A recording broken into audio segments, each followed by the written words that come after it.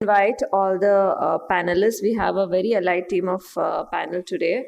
Dr. Sujata Mohan ma'am, welcome. Dr. Nitin C. Dedia, Dr. Kavita Rao, Dr. Ashish Ahuja, and Dr. Manpreet Kaur. So welcome all of you. So we had a lot of people who had shared a lot of interesting cases this time, and we have tried to put in as much as possible because it comes as corneal surgeons. We wanted to more look into how to manage complications, because many times refractive surgeons would refer to us. So that was one of our key point, to look at more of cornea part in refractive surgeries. So thereby we have an excellent group of cases, around 10 to 12 very interesting cases. So we'd want to start off with the case presentations, after which we'll go ahead with the didactics as well in between. So the first presentation would be about LASIK complication management. I welcome Dr. Shaji Hussain Mohammed. Can we have doctor's video? That is when our heart pounds, and when you see this, we are really shocked. That's a free flap. When the keratome moves back, if you're seeing a rough surface, that indicates you have had a free flap. You have to locate it, that will present between the keratome. So anyway, don't panic, just continue your ablation and reposition the flap from the microkeratome onto the ocular surface. Now since it's marked, it's easy for us to replace the flap back in its correct orientation. So give a thorough wash, unfold the flap. Now this is the rough surface up of the flap. We have to avert it, and the glistening anterior surface up position, you have to unfold the flap and position it according to the mark.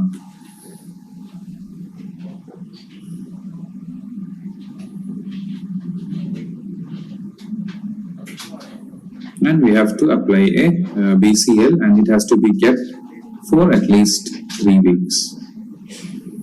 Now the reasons for a free flap are keratome-related flat cornea, the position of the microkeratome. Why the free flap occurred is K1 was 41.46 and K2 was 43.30 with an average K of around 42.5.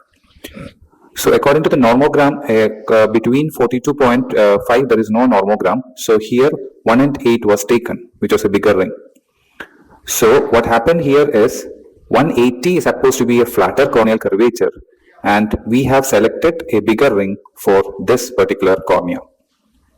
So if you look at this corneal profile, it is vertically more steeper and horizontally more flatter.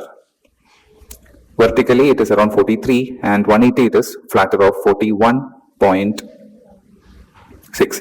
So here if you take a 1 and 8 ring, the keratome will move more front and the flap will be cut, and we will have a free flap. Instead, if a smaller ring of up to 1 that travels 7.5 was taken, then the movement would be restricted and we can prevent a free flap. So for the other eye, left eye, you can select 7.5 to prevent a free flap. So here for a flatter cornea, we can take the profile of less than 42 for when the 180 meridian is flatter. When there is a difference between K1 and K2 of more than 1.5, and here it is 42.34, the average of 41.46 at 180 and 43.23 at 90. So the most dreading complication while doing the LASIK surgery is... What is the flap thickness you have chosen? I took 130, sir. 130. 130, yes. Okay.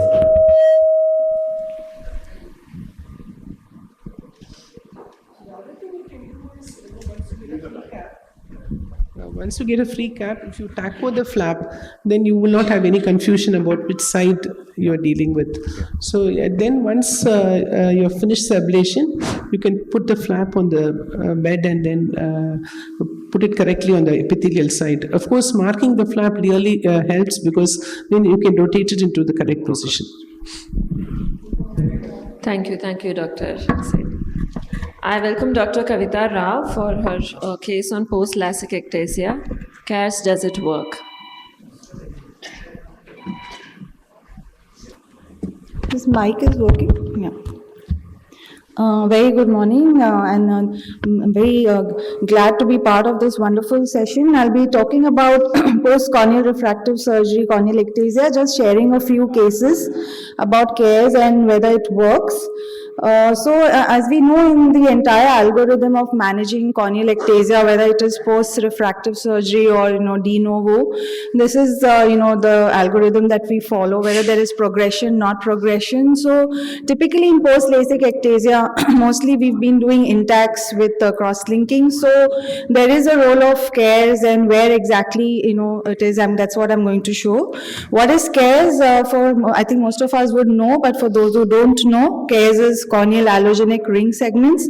They're inserted in the mid-periphery and they can be inserted closer to the visual axis and also a lot more superficially. Now, why not intacts? I think Dr. Deria is going to talk about that, and as we know, intacts are placed much deeper. They need a little thicker cornea, and they also flatten the cornea. Now, the problems with intacts are, of course, you can get complications like these. And in the right-hand side, that's my own patient, where these kind of deposits, which are not really harmful, it just bothers the patient more than it bothers you. And mostly, I feel is unpredictable refractive outcomes, at least in my hand. So that's why CARES. Now, CARES can be used in thinner corneas versus intacts. They can be the most advantage I feel with CARES is that because it's a natural tissue, you can place it closer to the visual axis and not get glare and more superficial. And of course, economics, it's much cheaper than intacts. You can make multiple CARES segments from one tissue. There's no risk of extrusion. How is it done?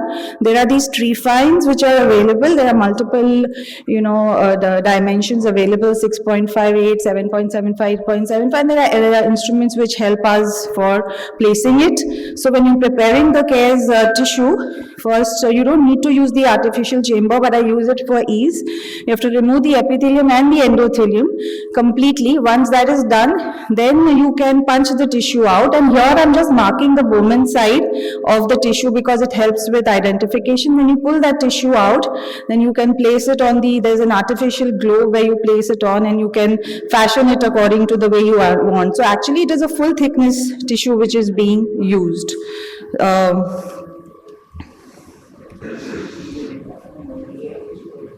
So if it's a post-LASIK patient, obviously you're going to look at the flap thickness and look at where the flap is. All of my patients are, I think 4 of them are post-LASIK and 3 are post-PRK. So this is how you will, this is how the plan is, because you're using the same software for intacts for creating the channels is what you're going to be using. So this is how in the patient, once you prepare that segment, the patient you take in your femto laser. You can use manual as well if you don't have access to femto, but this is what I have been using. You open up the channels and then pretty much push the CARES segment in with your Y. There's a Y instrument and there's a reverse Sinski 4. So it's very easy. In fact, it's easier than intacts according to me. Now, does it work? That's the $1 million question. So whatever has been reported about CARES in literature comes from the one center, and here they have shown it works. But I think the confounding variable here would be that they have shown that most of the cases have been combined with cross-linking. So we don't know whether it works on its own or it's just a cross-linking effect. This is my first patient post-LASIK ectasia thinning. This is the not that much thinning, but decided to do her CARES, and this was pre-CARES, and most of the follow-up is more than 6 months for these patients. So this was the uncorrected visual acuity, and then this was best corrected before, and this was after the CARES. You can see there is a significant flattening, possibly because this was intacts would have worked in this. Now, obviously, in these patients, because they're post-LASIK, doing PTK, TPRK is not an option. At least I don't think that's a good option according to me. So this worked really well. This is the second patient. Again, you can see the CARES segment has been placed. Actually, it's placed in the area where the cornea is the thinnest. Again, the refractive error has gone down, though the vision kind of remains the same. This was another patient with really a lot of ectasia and thinning. And then this patient, surprisingly, the refractive error went down a lot. The best corrected vision stayed the same, but his uncorrected vision got much better. From 3/60, patient went to around 6/24. And also best corrected, the refractive error needed was much lesser. This is my next case. I just have 2 or 3 slides more. So this is another patient. You can see there's significant thinning, and ectasia. And this was the result of pre and post. Here I don't have a refractive errors currently, but her uncorrected vision improved, and she's due for her next follow-up now. So here these are early days, because I think she's probably just about, this pictures at 1 month. That's why that blue, the trypan, the marking ink is still seen. This is the 5th case. You can see again. And this is just 2 more slides. So another, you can see here, this patient was a really surprise result, significant flattening, which I got almost went to a symmetric bow tie. This is another patient. You can see a lot of flattening here. The patient's visual acuity improved by only 1 line, but patient was quite happy, and so was I. Now this was a patient post PRK, extremely steep corneas, thin corneas, and again her vision. This is a really happy patient. You can see the refractive errors significantly gone down, and she's really happy. So where does it fit? Now obviously, because it's natural tissue, we know it's going to thin out. Maybe it's going to thin out. These are early follow-ups, but I definitely feel it's promising and here to stay. Thank you.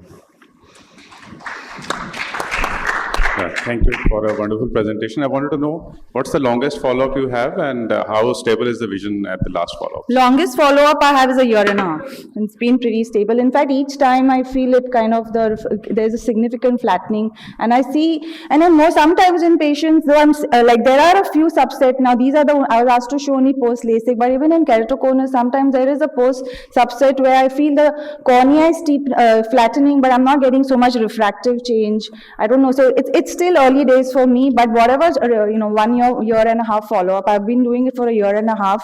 I feel it's quite promising, especially in cases where post-LASIK, where already corneas are thin, you've done a laser surgery, you don't want to use any more laser, and I feel additive surgery is definitely the way to go. Just one question, like post-LASIK ectasia patients, where it is a progressive disease. So I'm not sure if just giving your care is going to take care of that. Unless we combine the cross-linking. I've done cross-linking in all of these them. cases. So in that process, how do you cross-link these cases? Do you have these your segments also dipped into a? No, sir. Immediately after the because of paucity of time, I've not shown that. But immediately after the case is inserted, remove the epithelium and then follow the Dresden protocol, sir. Okay, that's a standard. Yes. So we move the cross-linking machine into the femto OR. Okay. So we remove all of them were cross-linked. Now, not a single one of them is just case. There are a few non-LASIK ectasias where they have been cross-linked earlier, where I have done only case because they've been cross-linked and not happy. The best corrected vision is 6/18 and they are moved to 6/9. Right, like how long is the follow-up? Once you put an intact, that's a segment, it doesn't get distorted, or if you use a corneal tissue, the tissue gets the shape, size, thickness doesn't remain same. It gets emulgated with the corneal tissue. I agree with you, sir, but this is a full thickness tissue, and as of now, I'm not seeing any thinning which is happening because we are removing only the epithelium. And the haze we see around these segments also. There's one more thing, Kavita, I've done on keratoconus patients, not on ectasia. What I do is I do selective cross-linking. So I cover the area where it's already flat, the superior portion, and only cross-link the area which is having the ectasia. Otherwise, you get what happens is over a period of time, both areas gets cross-linked, and then the same refractive error, or even sometimes you get more cylinder coming up. Sure, ma'am. Yes, ma'am. The cross-linking, I'm sure we can definitely do that selectively. This case is more about, I felt, like an additive procedure. Thank you, ma'am. Thank you so much, Dr. Kavita. Now invite Dr. Ashish Ahuja for his case on post-PRK bilateral corneal edema. Bilateral corneal edema, an unusual scenario, and a malignant dilemma.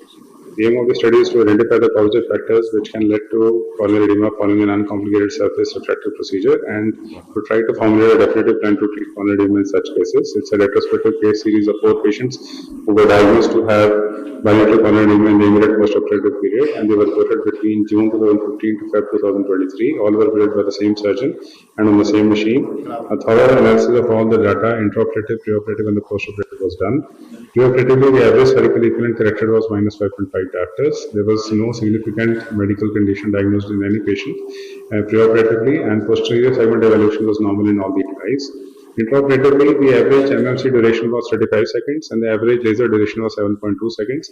The ablation zone was 6.5 millimeter in all the eyes, and the epithelial removal was done manually. Postoperatively, the edema was evident right on the day 1, and the average time taken for the resolution of edema was 14 days. The edema was mainly localized to the zone of ablation, and no inflammation was noted inside the eye except for the visual discomfort. There were no other symptoms. In the management, the intravenous methyltrate was given on day 1, and it was repeated on the daily basis for 3 days, followed by oral steroids, which were given on tapering doses. The topical intensive steroids along with topical cyclosporin and sodium chloride were also used. Hypercontact lens was given in 2 cases to help resolve the corneal edema. Serum anterior segment OCTs were done to assess the resolution of the corneal edema. In one of this is the case 1 in which there was significant corneal edema evident on day 1. With the proper management plan in place, the corneal edema resolved completely in 18 days, and the anterior segment OCT at 2 months shows a clear compact cornea with restored visual acuity to 6/6 in both the eyes. There's another case having similar scenario with bilateral corneal edema. It was treated. By the 10th day, the resolution was complete and the patient's vision was restored.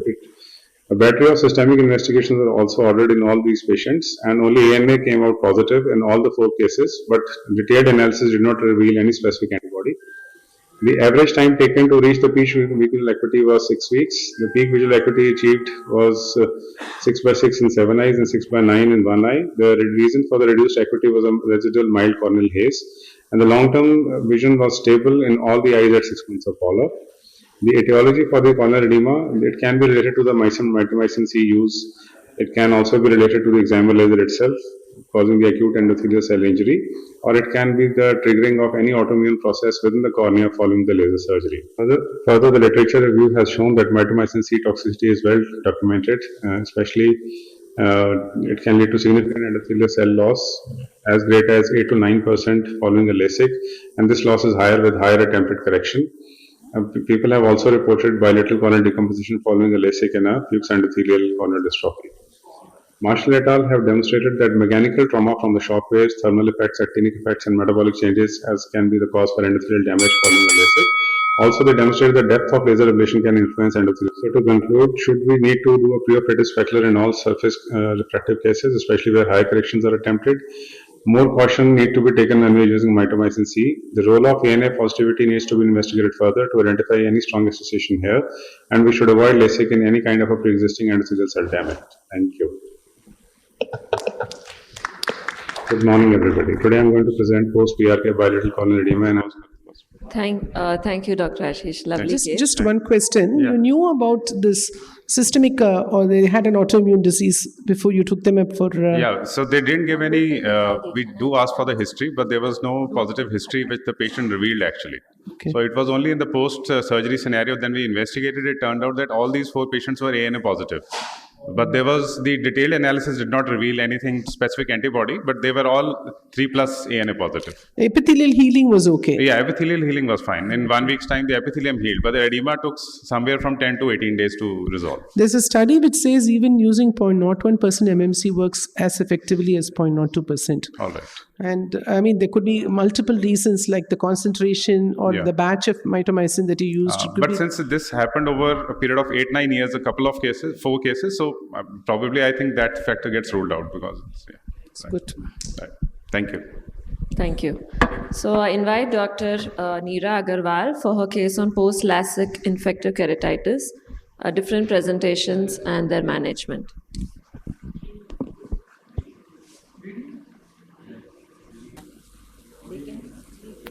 After microkeratome, femtoplastic, PRK or SMILE. Time of occurrence varies from immediate to late.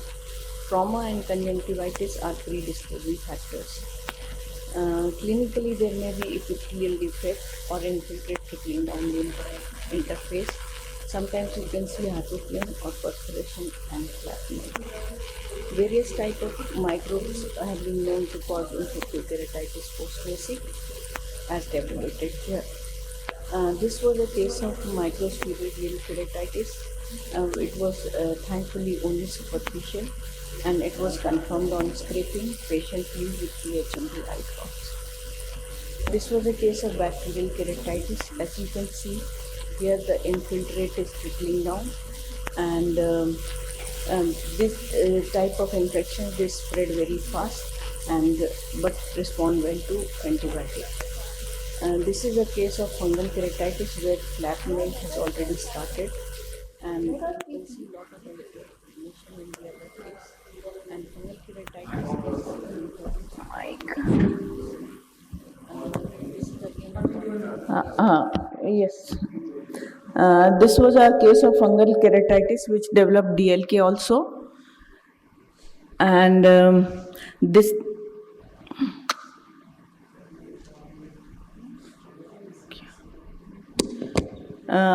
was a case of gram-positive infection.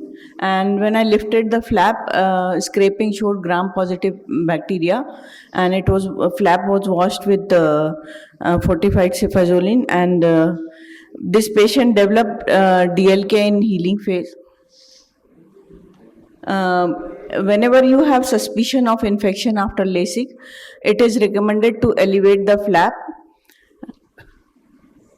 In the investigations, confocal microscopy and anterior segment OCT can help, and to treat flap lifting and washing the infiltrate along with topical antibiotics and antifungals as may be required. And if the flap is necrotic, one may need to excise the flap. These are a couple of pictures of healed post-LASIK infections. As you can see, that earlier you manage, better they are, and if you manage them earlier, they can regain good vision. And if you need rehabilitation, you can use either glasses, contact lenses, and DALC if required. Thank you.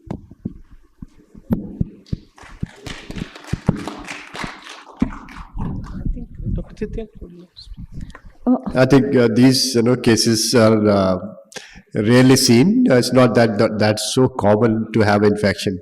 But Neera, what would be one indication of a flap sacrifice? If there is the flap is necrotic and it's melting, then you have to sacrifice the flap. I think that is very important. Sometimes no point putting the necrotic flap back. It has to be taken off so that you have a rapid healing in these cases. Yeah. Thank you.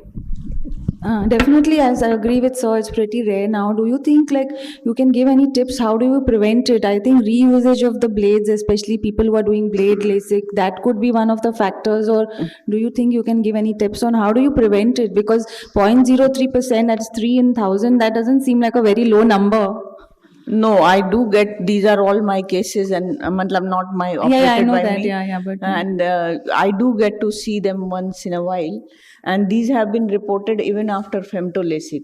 So the way you maintain your OT environment, basically the problem is that people think that in LASIK OT you don't need sterility.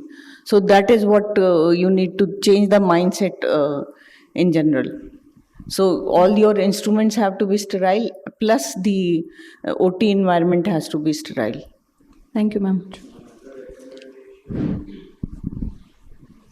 One other recommendation I would like to just point out is whatever cannulas you are using for your irrigation, if you can dispose them off as early as 3 months or 6 months, even if you are autoclaving, that will reduce the chances of any infections or any kind of reactions which we see in DLK.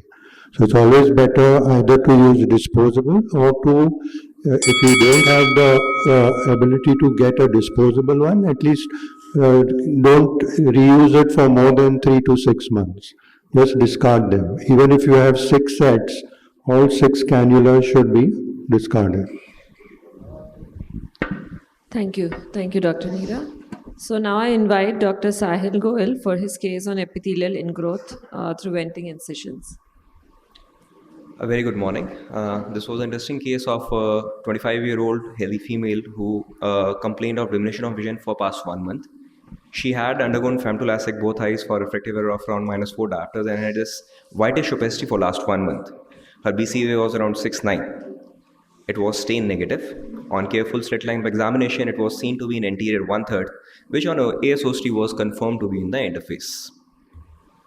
As you can see here, this was that whitish opacity on higher magnification with the sclerotic scatter. The advancing edge was well defined. It was very thick here with the whitish fluid secreted in between. If it were a routine case of epithelial growth, I would not have been presenting here in this Carocon. A routine epithelial growth, generally the epithelium would start migrating from one of the edges. At times, because of the striae, flap manipulation, epithelial defects, or traumatic flap dislocation, the epithelium would again start migrating in.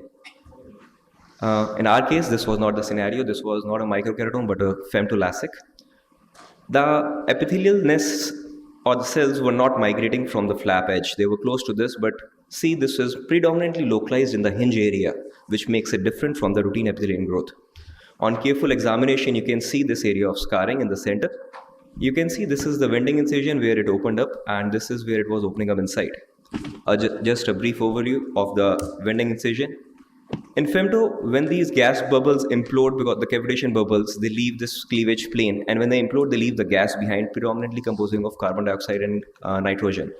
To prevent their deposition as opaque bubble layers, specifically the hard OBL, various platforms use various mechanisms, of which FS200 uses this venting channel. This is to let the gas escape. To make this venting channel more efficient, what company has devised few ways is to make these separation closer by, to use a slightly wider channel. This allows for more efficient ventilation or more efficient egress of the gas produced.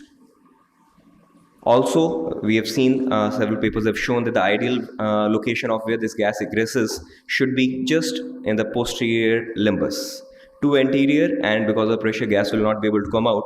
Too posterior, and if it starts going to the sclera, because the opacity of the sclera, femto will not be able to make a permanent channel. It will not be able to egress. In our case, if you see, it was bang at the posterior limbus where ideally it should be, which leads to efficient venting. But sometimes too efficient venting leads to something called horizontal gas breakthrough. That spurts of gas breakthrough can lead to wider opening of channel, which can make it as a patent channel. We did a YAG before doing anything to try and make sure that this channel gets sealed off, and then finally lifted out the flap. Intraoperatively, as you can see, this is the tip of the probe. This does not go in the hinge area beyond the limit, but in the center area, in the area of the venting, this goes beyond through and through almost till the superior opacity, which can be seen. So we lifted, we removed, scraped it off, used 70% alcohol to remove it.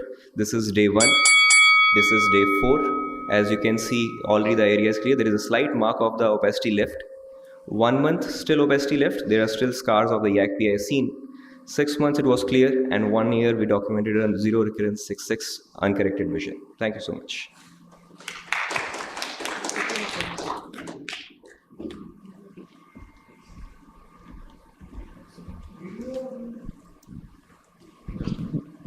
Yeah, thank you, Dr. Sahil, for a good presentation.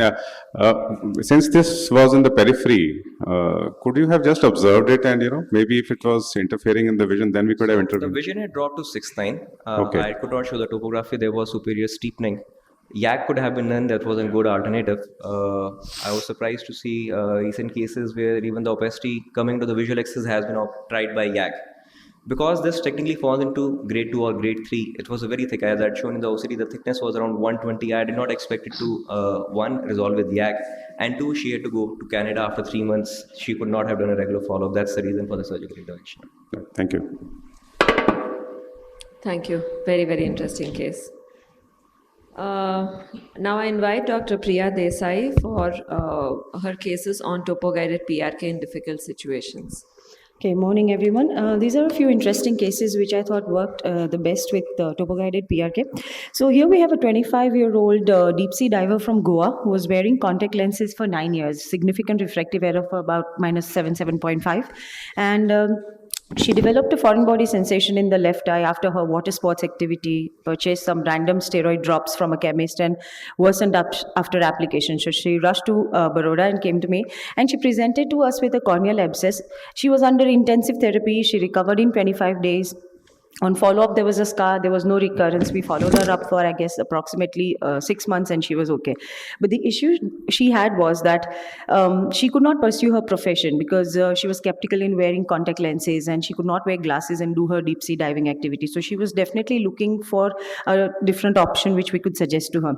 So we worked her up for surface procedure. So if you see, this is what she looked like 1 month after the initial infection. And looking at that OCT, I was very skeptical in doing anything for her because this did not look like a very strong cornea to me. So we waited for some time. And on 6 months follow-up, what we saw was that there was a scar on the cornea, but it was a very irregular cornea. But the cornea looked like it had become better in terms of strength. So we decided to work her up. So this was the problem in the left eye. Her right eye was absolutely normal. So what we did for, if you can see her refractive error, she's a -7 in the right eye with a -1 cylinder at 180 and a -7.25 with a -1.5 at 180 in the left eye. So what we did for her was a right eye LASIK and a left eye topo-guided PRK. And if you see comparatively, her scar has significantly gone down and the cornea looks much healthy, and now she can pursue her profession of deep sea diving. This is the second case. This was one of the most unusual cases, and I have asked a lot of people of whether they have had the similar experience. So what was happening was, this is a 24-year-old patient was going a routine PRK, and in the first step, I was trying to remove the epithelium using alcohol. And I don't know what happened, but at a certain position, like at about 6 o'clock, the cornea started behaving very different. There was a melt. It was like ice crystals seen on the cornea, and there was a sudden stromal melt which kept on increasing. So I quickly took cold BSS and started washing, and after that, we realized that it stopped progressing. Now, the dilemma here was to abort or to continue with the laser. And so what I did was I waited on table without doing anything for a few minutes, and I realized that it regressed. So I continued the surgery, and the next day, surprisingly, after using mitomycin C, the next day, surprisingly, there was no haze. And after 7 days, after the patient developed a healthy epithelium, the refractive error was corrected and the cornea was clear. Though I did not understand what happened. Maybe the patient was allergic to alcohol, but it was a reaction which was there for a few seconds, and then it just went away on table after waiting for some time. This was a case of a patient with nystagmus. So patients with nystagmus, there's usually a lot of dilemmas on how you're going to make the flap, and whether the patient will be moving during the surgery. The refractive error was a -4 sphere with a -2 cylinder at 180 and -3.5 with a 1.5 cylinder at 160 in the left. So an attempt to make a flap is possible with many techniques, but the movement while doing laser can lead to laser hinge tear since I make a nasal hinge. So this was the kind of movement the patient had, which increased while the patient was undergoing PRK. And so we just simply did a PRK, because what I was very skeptical about is if the movement increased while doing the PRK, I would probably have cut off the hinge, and then I would probably have to manage that after that. So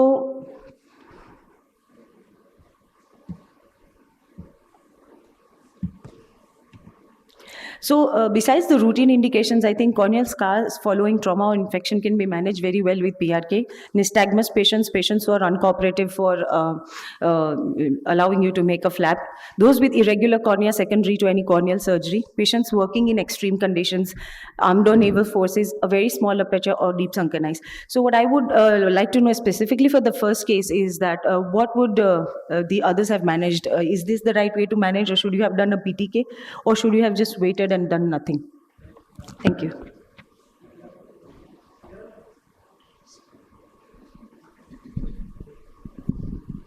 So I think you showed something about nystagmus where you would prefer PRK, but actually if you can even use a fixation ring after you have made a flap and then do the laser with the fixation ring on, so that you have a proper fixation of the eye. So that is one possibility you can have. Thank you. Thank you, Dr. Priya. I invite Dr. Vinay Pillai for his case on suspected topography.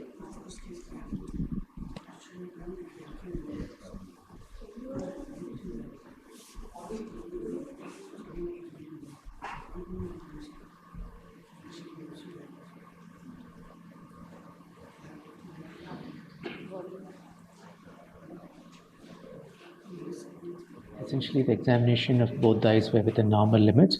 His refraction was minus 5.5 sphere with a minus 2 cylinder at 20 degrees, 6.9. And in left eye was minus 1.25 with 0.75 cil at 70 degrees was 6/6. Topography of the right eye was normal, as you can see here. In the left eye topography, there was a localized deepening on the infranasal quadrant. Other than that, rest all parameters were within normal limits. Because of this feature, we decided not to go ahead with LASIK and asked him to review after 6 months. At 6 months, his refraction was stable. Topography of the right eye was stable. Left eye also showed a similar picture with no change. Again, we did not proceed with LASIK at this point of time. The patient was lost to follow-up and came back to us after 5 years. His refraction was again as it was before, but then the difference was optometrists could pick up an irregular reflex in retinoscopy in the left eye. Topography of the right eye showed inferior steepening of about 2 diopters more than the superior part. Rest was normal in the right eye. Left eye showed features typical of keratoconus with inferior steepening, skewing, elevated posterior and anterior elevations. So we were justified in not doing LASIK at the first visit. But when we are presented with a case with a topography like this, where there is just an inferior steepening and with all other parameters being normal, can we call it a keratoconus? So what defines or what is the definition of keratoconus now? What is the earliest sign in keratoconus? Is it axial curvature or posterior elevation changes? When there is inferior steepening, is it a displaced apex? How to detect it? And in this case, should we cross-link now, especially since he is 29 years and the change which we picked up only after 5 years? With these questions to the panel, I'd like to stop now. Thank you. Good morning, everyone. The case is of a 24-year-old male who was keen to get rid of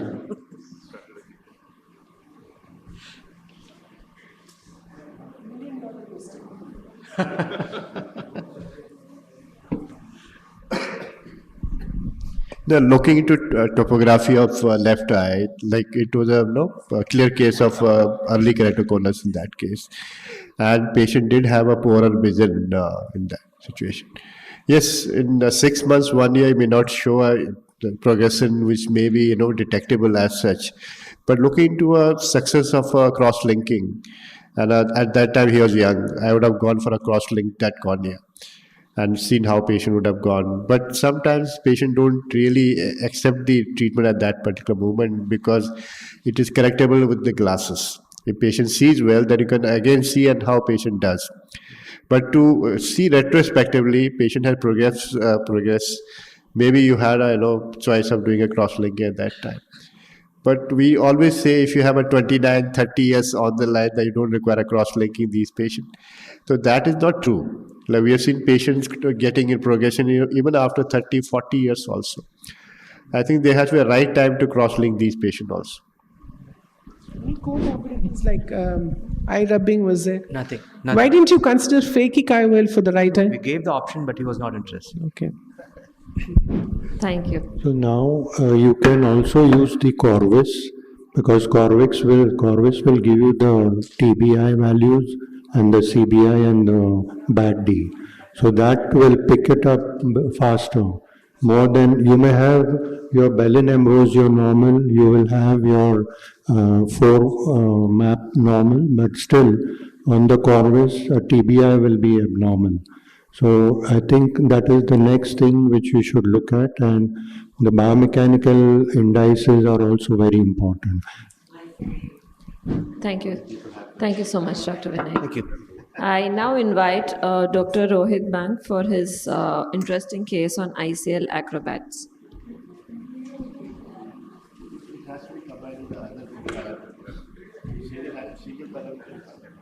Good morning, everyone.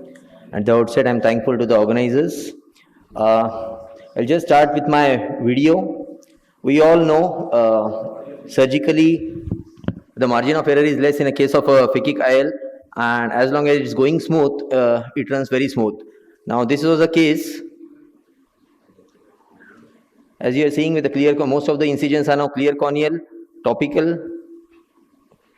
You need to keep your watch on how the haptics are unfolding. And here, I note that it has turned upside down. Now the question is whether to remove the ICL and do it like reload it, or you can just flip it inside the antechamber, add ventite and flipped it inside the anterior chamber as such. So but the classical teaching would have been like you need to explant it and again reload it and then inject it again inside the anterior chamber as such. So the learning pulse would be you need to keep and watch while you're injecting lens inside the anterior chamber as it unfolds. Turn your hands or cartridge so as to let it open in a desired way. The classical teaching again had been the right leading and the left trailing haptics has to be watched because it has a dot or a opening over it or a hole over it. And in case after doing all these things, if it still opens upside down, there could be two options, either flip ICL in anterior chamber under lots of viscose so as to orient it correctly, or to explant it out of the eye and reload it and inject it again inside the anterior chamber. So as the panelists, like what could be done? Is it like the better way this way, or you can just again like let it be and get the ICL out of the eye and then again reload it. Here, as you are, I am putting it. Note that I am noting that this it is opening well, but it flips inside the anterior chamber. And with this blunt repositor, without touching the optic, I am just flipping it, trying to hold or trying to move or trying to touch the haptics as such. Anterior chamber depth. I think if you have good anterior chamber depth, which you had, I think it's reasonably okay to because the same amount of trauma you're going to inflict removing explanting it. So it's okay. But I have done it once on an Indian lens. Indian lenses are extremely thin, so and you have a good anterior chamber depth. So I've never done it on a ICL, but from what you have done it looks quite atraumatic. Most of these myopic patients might have a good anterior chamber depth. Just one comment. If you see in your case, you could see that it is unfolding in the reverse direction. You are still in the towards the end. You should not inject further. Stop there. Maybe open the trailing haptic on the wound side so that it doesn't flip totally. Then you can do your procedure in that way. You can rotate your hands or yes. But if the lens is open inside the anterior chamber totally, then you should not flip it. Then you have to explant the lens and put it. If you're halfway, then you can try your maneuver. But if the lens is totally open, the anterior chamber, it's difficult to flip it, and that will damage the both lenses. And just one comment that prevention is better than cure. And that is when you are injecting the ICL, just try to make sure that you go in all the way towards the other angle, then start opening up the lens. That's the best way to inject. I've never had a flipped ICL, touch wood, till now. So normally it happens when we start injecting, we are very cautious. We stay towards the incision, but boldly go inside, then start injecting. Because you have more control over the initial part of the lens than the later. Before it completely opens up. Yeah. Thank you. Sorry to interrupt, but I think we can take questions in end of it, sir. So now I invite our key speaker, Dr. Jeevan Titiyal, for his talk on intraoperative problems and solutions during SMILE procedure. Welcome, sir. Thank you. Good morning, friends. We had a terrific discussion of a few of the important cases. I'm going to take you through the SMILE procedure. You all know refractive surgery on cornea has been there for decades. And since 2016, when the FDA approved SMILE, it's become a worldwide choice of one of the important refractive surgery for patients undergoing myopic corrections. The surgery is very, very simple. Like it takes you hardly a few seconds to get anterior and posterior cuts, side incision. The only problem is to identify the actual orientation of anterior and posterior plane of dissection. So once you remove this little OBL here, you can see better, and you can just nudge off the incision. Go little anterior to have an anterior dissection, that is separating the cap from the lenticle surface. Then go towards the right hand side to get the posterior cleavage done. So this is a posterior lamellar dissection. So once you have two separations, things become very simple. You can dissect out very easily the anterior part and the posterior part and take out the lenticule very effectively. So surgery is very simple. This is Visumex 500. Now you have a 800, which is very, very fast, and you can remove the entire lenticule in a fraction of minutes. And most of the time, you don't require a forceps to take out these tissue also.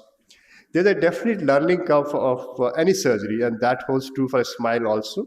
This is our publication where we realize there are 6 important areas where you can have difficulties intra-op. From suction loss to a cap lenticular adhesion, these are 2 important areas where you can have damage to the entire procedure. But if you have black spots, that can be taken care of. The cornea has to be nicely moist when you applanate the cornea. Black spots will go down. Opaque bubble layer, which depends on the energy which you use, and spot size, that can be measured as per your machine and environment, and things will go down.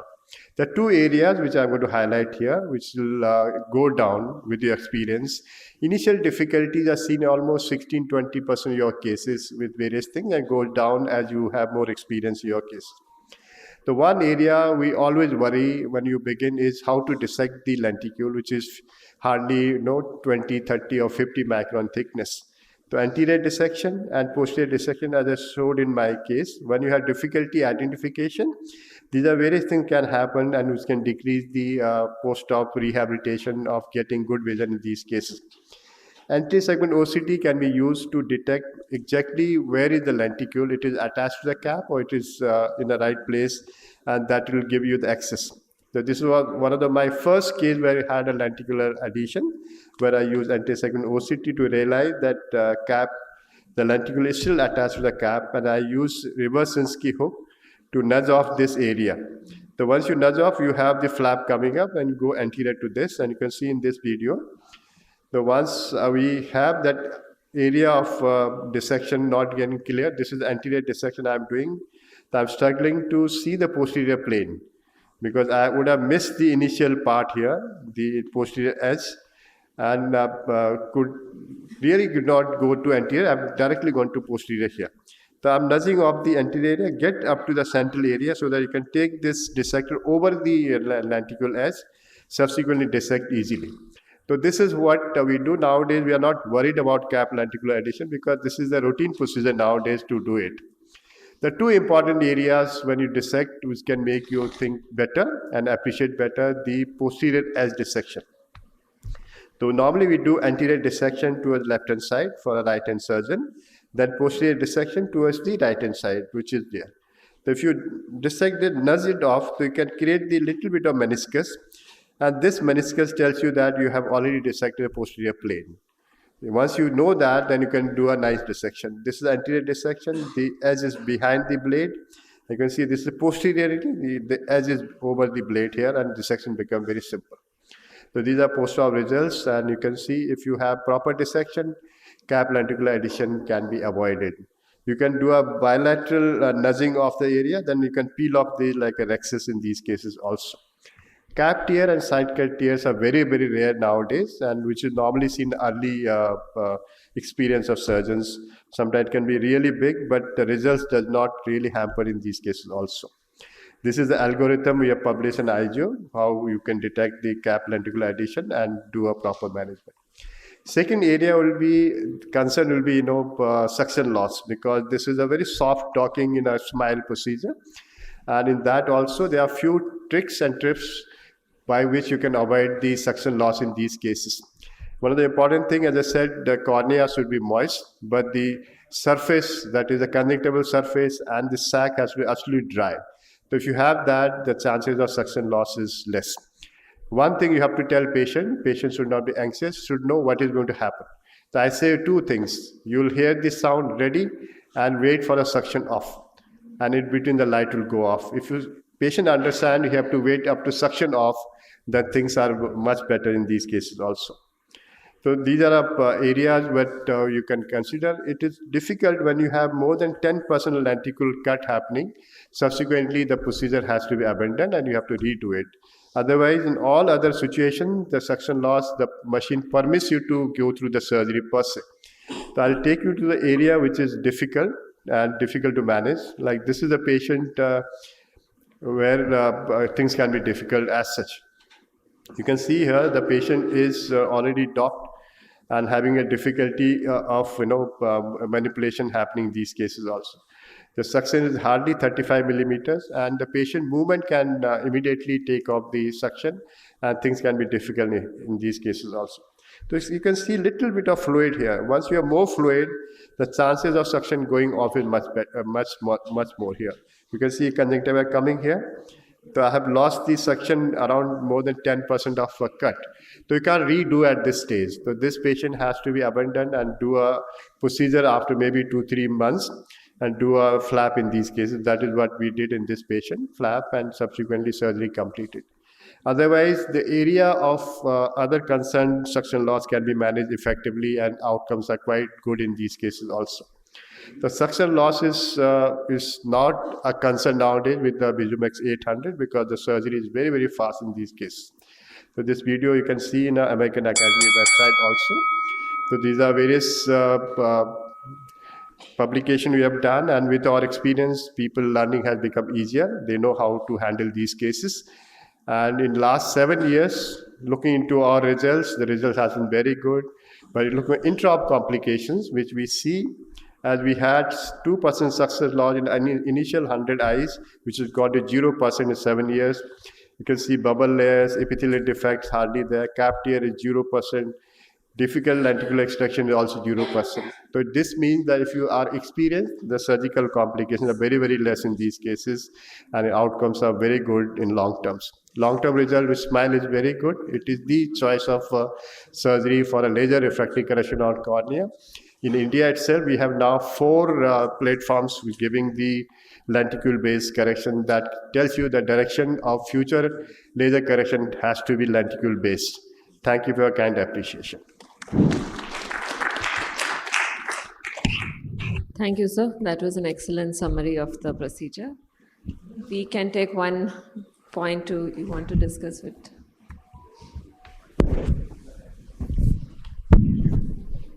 Wonderful and excellent talk, sir. So I haven't done that many cases, but I feel sometimes just before I start the dissection, if I have not dried the bed, like, the entry point, and if fluid enters, then I've had a few cases where the lenticule kind of flips. So I don't know if any other suggestions you had on that. I think that's a good question. When you are making a dissection, you should always have 2 horns attached so that don't have the flip. If you lose flap from one side, then it will flap to one side. So always make sure you don't detach the 2 horns from either side so that you have a nice dissection. For having dissection, you need to have a fulcrum. Otherwise, it's a very thin flap. It goes to one side, then you have a difficulty. Then you have to use a forceps to hold it and tear it off. So wonderful presentation. Just wanted to know that if you are re-attempting a SMILE, once you have aborted it, so after say 2 months or 3 months, whenever you re-attempt it, so do you change the parameters for the laser, or it is the same depth and everything, you continue the same? So you have to change. If you are going for a re-attempting this SMILE, it depends what was the initial cap thickness you have taken. If your cap thickness is 100, then you have to go a little deeper than that so that you have a new area. If you have taken the initial cap thickness thicker, you can do a re-SMILE on that only. So cap thickness is very important in these cases. People are going for 130, 140 cap thickness, so that if you do a re-surgery for these patients, you can do a re-SMILE in that cap itself, because you can take out 20, 30 micron that also. Otherwise, it's better to do a slightly, if you are 100 thickness, go for the same thickness, especially if you are doing a same procedure. If you're doing a D-circle also pattern, which is normally we do for a retreatment, it has to be same thickness, but the peripheral adjustment has to be at least 20 micron deeper than that. Thank you, sir. What is the lowest power you have treated? I've corrected up to 0.5 diopters. That's a really thin lenticule. Yeah. It hardly matters. Once you are experienced, you can take out any thickness of a tissue. The only thing you have to learn is you have to do a proper posterior dissection. That's the limit. So if you have this meniscus side, you'll always be right on the plane. Thank you. Thank you, sir, so much. Now I invite Dr. Nikhil for his case on post-PRK management.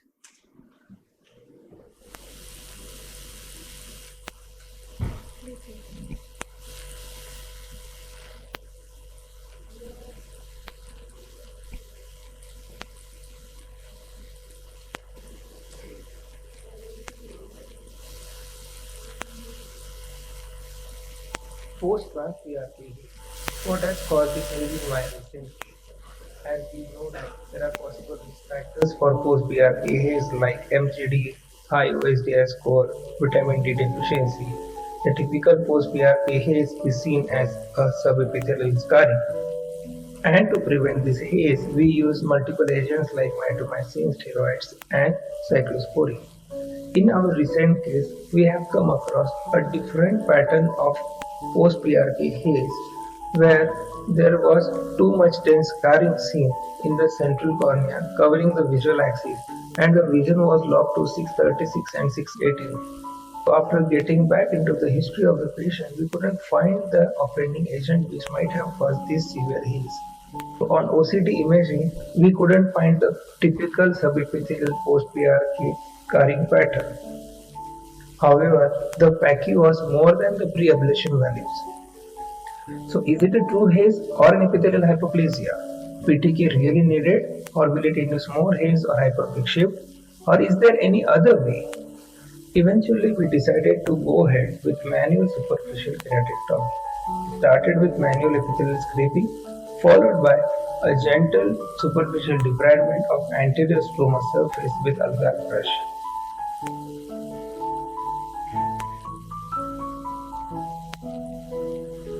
And then mitomycin C application for 40 seconds.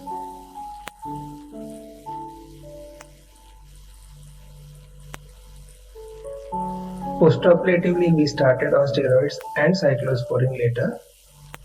We were awaiting the outcome of this anxious and apprehensive patient, but surprisingly, the haze was cleared totally and vision was restored back to 6/6.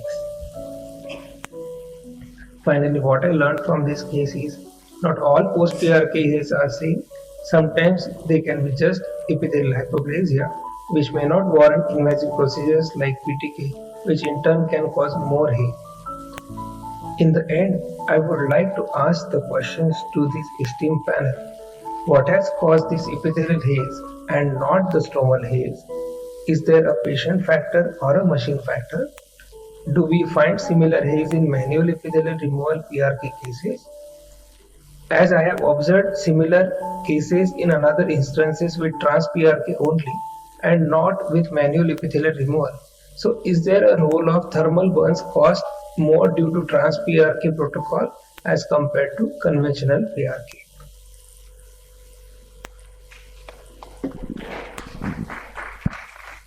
I would just like to ask, did you do an anterior segment OCT for epithelial mapping in this case? That would be interesting to see because even after trans PRK, the epithelial remodeling is different than with the epithelium of PRK.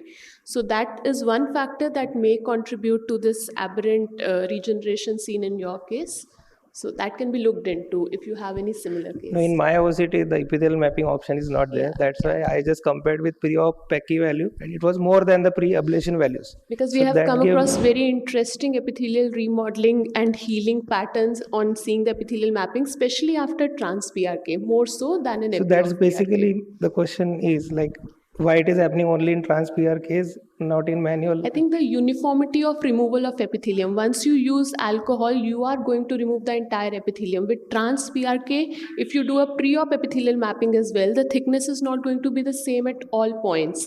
So trans PRK is going to remove a uniform thickness. So some epithelial islands may remain in areas, incomplete islands, and that would contribute to the aberrant healing after the reepithelialization occurs. So that is one postulate. So is it I had one point. Initially, you used mitomycin for how long was that? Usually 30 to 40 seconds, depending on the diopter. So typically, I agree with you in this. It did look like epithelial hyperplasia to me. But typically, if you are doing like any treatment again for haze, then I don't know like if the rest of the panel agrees. But I would probably use the mitomycin for a little longer because second time also used it only for 20 seconds. I think 30 seconds. So is there any comment on that? I think epithelial hyperplasia is a very well-known entity, and this is a pointer for beginning surgeons that when you have a regression in PRK, the first thing you have to look at is epithelial hyperplasia and then the haze. So even if you don't find epithelial hyperplasia, just removing the haze manually itself can actually give the patient 6/6. And like Kavita said, I think it's better to use the mitomycin for a longer time in patients who have a tendency for this. Thank you, Dr. Nikhil. Could we have Dr. Deepa Gupta for her case on topo-guided LASIK retreatment after eccentric flap?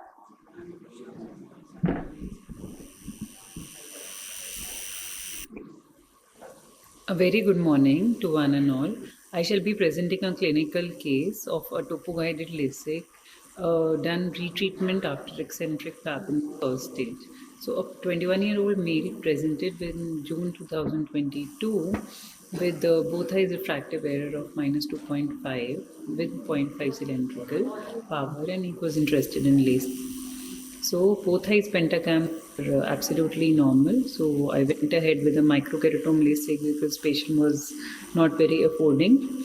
So, but in his right eye, I had a nasal hinge, and this flap was, eccentric. Almost the hinge was 1 mm away from the pupil. This is how the actual picture looked like. I'm sure you can appreciate the hinge here, which is little towards the pupil. Still, I went ahead and I did the LASIK, and the left eye was absolutely normal. The surgery went perfectly fine. Again, his right eye refractive error after 3 weeks was 1.75 diopter sphere with +2 diopter cylindrical power, and he was just improving to 6/7.5. This is how the topography looked like at 3 weeks. So I decided to wait for another 3 months before taking up the patient with surgery. This was the ASOCT picture of immediate post-operative, and his final refraction after 3 months was +1 diopter sphere with +1.5 diopter cylindrical at 160 degrees. Now the question was how to manage it further,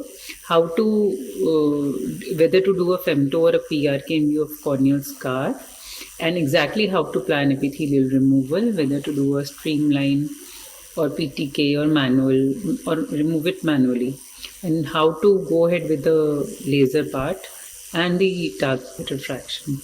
So this is what I finally did after discussing, and after a lot of discussions went here and there. This was what we did finally. We did a PTK of 60 microns to remove the epithelium, followed by a topo-guided ablation, and further followed by MMC application. So this is how the treatment profile looked like. Despite the spherical power being +1, I kept the correction as 0 sphere because in order to compensate for the induced myopia as a result of PTK. So post-operative period, initially he was showing accepting some minus power, but now after 3 months, he's unaided 6/5 and he's very happy with his vision in this eye. So this is how the final topography looks, very, very normal, and even the belly is normal now. And this is the final ASOCT picture as well. So this is how the topography has changed over a period of time. At 3 months post-op, it looks fairly normal. So, so to conclude, I would say that topo-guided treatment is one of the best choice for the correction of the irregular astigmatism post-decentered flaps. Thank you. Thank you, Dr. Deepa. Well-managed case. One question. Yes. What is your post-op steroid regime for such patients? Sir, we usually start with 4 times a day and taper them to progressively, slowly taper them in over a period of a month. So you need to be a little aggressive so that you don't get a haze again. So maybe that you have to monitor it probably. So there was no haze. No haze.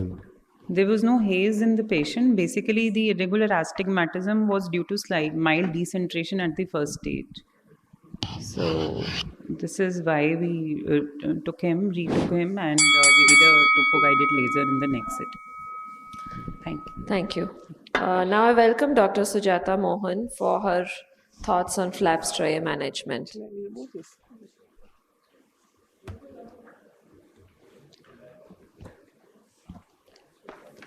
Mine is loaded, so can you just open it? It's coming here. Excuse me. Bhaiya, you open this, no? Ah, I see. Okay. Okay, I hope it is playing. Good morning, everybody. At the outset, I'd like to thank Caricon for giving this opportunity. My talk is on management of flap mishaps.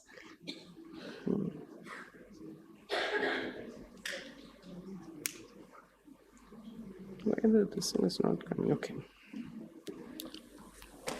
So mainly I'm going to concentrate on flap striae and flap folds. What are the reasons for flap striae is mainly because when you put the flap back, you don't place it properly because you have not placed pre-placed marks, or there could be contraction and desiccation of the flap wrinkling, or patient rubbing the eyes.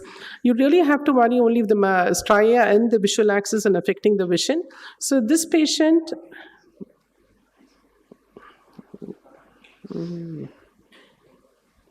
It's not playing.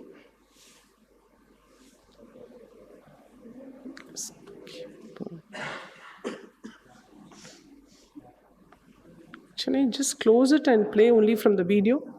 Can you? Okay. Now it's playing, but I think. Okay. So it's important to dilate the patient so you can see the striae better. Use a Sinskey hook to open up the epithelium. And it's important that you float the flap when you want to remove the striae. This was the first post-op day. And the simple thing would be to just use 2 Merosal sponges and do a stretch perpendicular to the striae. Most of the striae arise from the hinge. So you just do a stretching. Don't worry if you disturb the epithelium a little bit.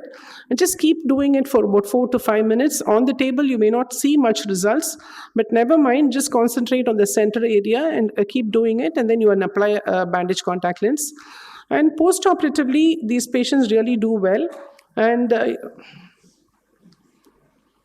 okay, you can see the flap pre-op and post-op. So in the next case is a patient who came to us 3 days after. Can you play the V2? It's not playing at all. Slow together. Slow.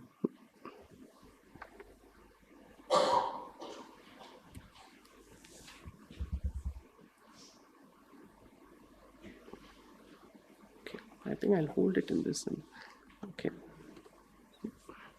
So this came, you can see that the flap is displaced towards one side, and epithelium has already grown over the area where the stroma is exposed. And so there's a high risk of epithelial ingrowth. So even before you lift the flap, you completely remove all the epithelium which you see on the exposed stromal bed. That will prevent the epithelial nest to go into the rest of the flap area. And once you've removed it completely, then you can lift the flap. And you can see that the flap is towards one side and there's a lot of striae. It's like almost like become very stiff because epithelium goes into these crevices and anchors these striae. So unless you remove the epithelium on the surface of the striae, it's not going to go away. So after removing all the epithelial remnants from the ingrowth from the stromal bed, now I'm lifting the flap and trying to position it.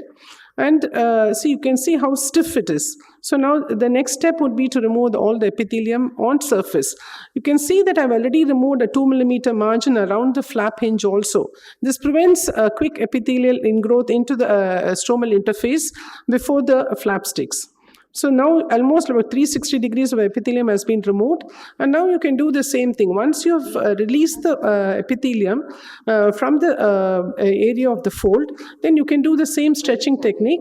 There are different methods of doing it. You can use a cold BSS. You can use distilled water to make the flap thicker. You can alternatively use even a spatula, a heated spatula to iron the striae. But this works very well. And in this patient, I knew that the flap was very thin, so I decided to suture it. I used 11-0 nylon and 110-0 nylon suture, and put the bandage contact lens. Post-operatively, you can see that you can still see that 10-0 nylon suture, and it's in place, and we have almost about a 15-year follow-up on this patient with excellent results. So the next is this patient. Again, this video not working.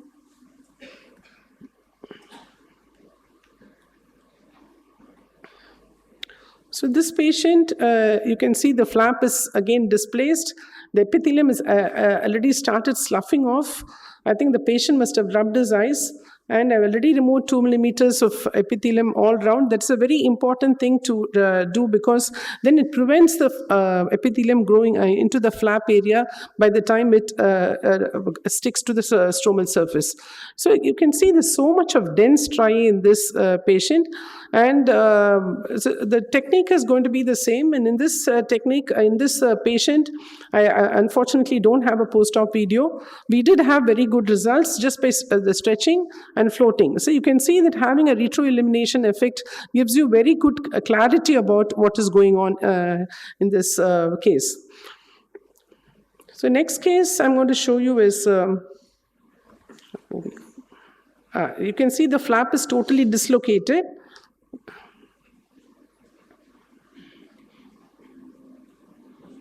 So in a dislocated flap, the problem here is that there's going to be epithelial growth not only on the surface, but also on the flap surface. So you have to remove the epithelium not only from the stromal bed, but also you can see that the flap is curled up and there's so much of epithelium underneath. So just make sure that you completely clean it out. And you can use 20% alcohol. If you, after you've completely removed all the epithelium, whatever you can see, you can use 20% alcohol to wipe the stromal surface as well as under the flap. And this patient, we did a suture just to make sure that it doesn't happen again. And it also, patient had a very thin flap. So suturing has its advantages that epithelial ingrowth can be prevented, but the disadvantage is that you can get some irregular astigmatism. This is probably the last case I'm going to show. Again, a traumatic flap displacement and completely removing the epithelium from the surface and also from underneath the bed. You can do it in whatever method you want. This was a very recent recent onset, so I could just use a Merosol sponge to remove it. I'm here using 20% alcohol, just making sure that even if there are some epithelial remnants, they'll be devitalized and it will not continue to grow. And again, making approximately 1 or 2 millimeter area of epithelium is removed from the flap margin, and the flap is replaced, and you put a bandage contact lens and closely follow up these patients to make sure that there is no epithelial ingrowth. So the pearls are early intervention, care to avoid epithelial ingrowth. So these patients, flap striae, don't wish them to go away. They'll never go away. And after some time, patient will start realizing the difference between one eye and the other, and he'll start complaining. So apply BCL for all these patients, suture if necessary. In patients who have very late striae, you can use a hyperthermic ionic using heated spatulas. And in very bad cases, you can amputate the flap or you can do a PTK. Thank you. Excellent talk, ma'am. Ma'am, the case where you use sutures, do you think using sutures sometimes causes any changes in your refractive error? And have you ever used fibrin glue? Because, you know, when fibrin glue can be used instead of the sutures. I think all these cases are really pretty old, particularly the sutured ones. And recently, I did have an opportunity to do an epithelial ingrowth. I really didn't use fibrin glue because I was contemplating it, but I was worried about DLK. And I just put a bandage contact lens and it worked just fine. Any difference in management when you're dealing with a thinner flap versus a thicker flap? Or how easy it is to, get rid of the striae, thinner versus a thicker flap? Any experience in that?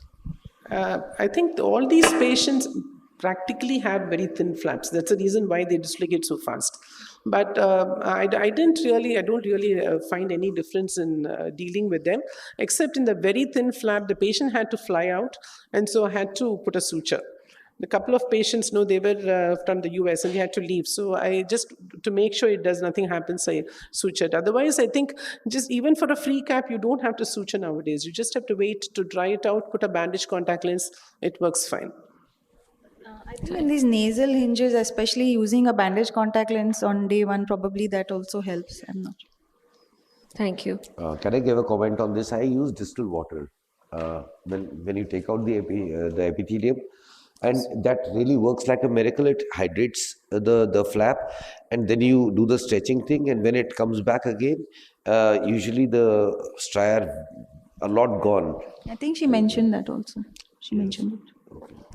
Thank you. And another thing is patient on isoretinoin. The first patient I had, this is a very bad case. Then you need to suture these flaps, definitely. Yes. So I invite Dr. Amit Gupta, sir. Thanks for putting up this wonderful conference for all of us, firstly. Thank you so much. It's a pleasure to have everybody here. And I'll just be carrying on a bit from where Professor Tityal left, and just basically optimizing and customizing outcomes of smile surgery. You know, we look at a recipe, and if there are 10 chefs there, that recipe tastes different, even if everything is carried out exactly the same. With smile, I feel that every surgeon has a way of dissecting, and that is what leads to slightly different visual outcomes in each surgeon's hands.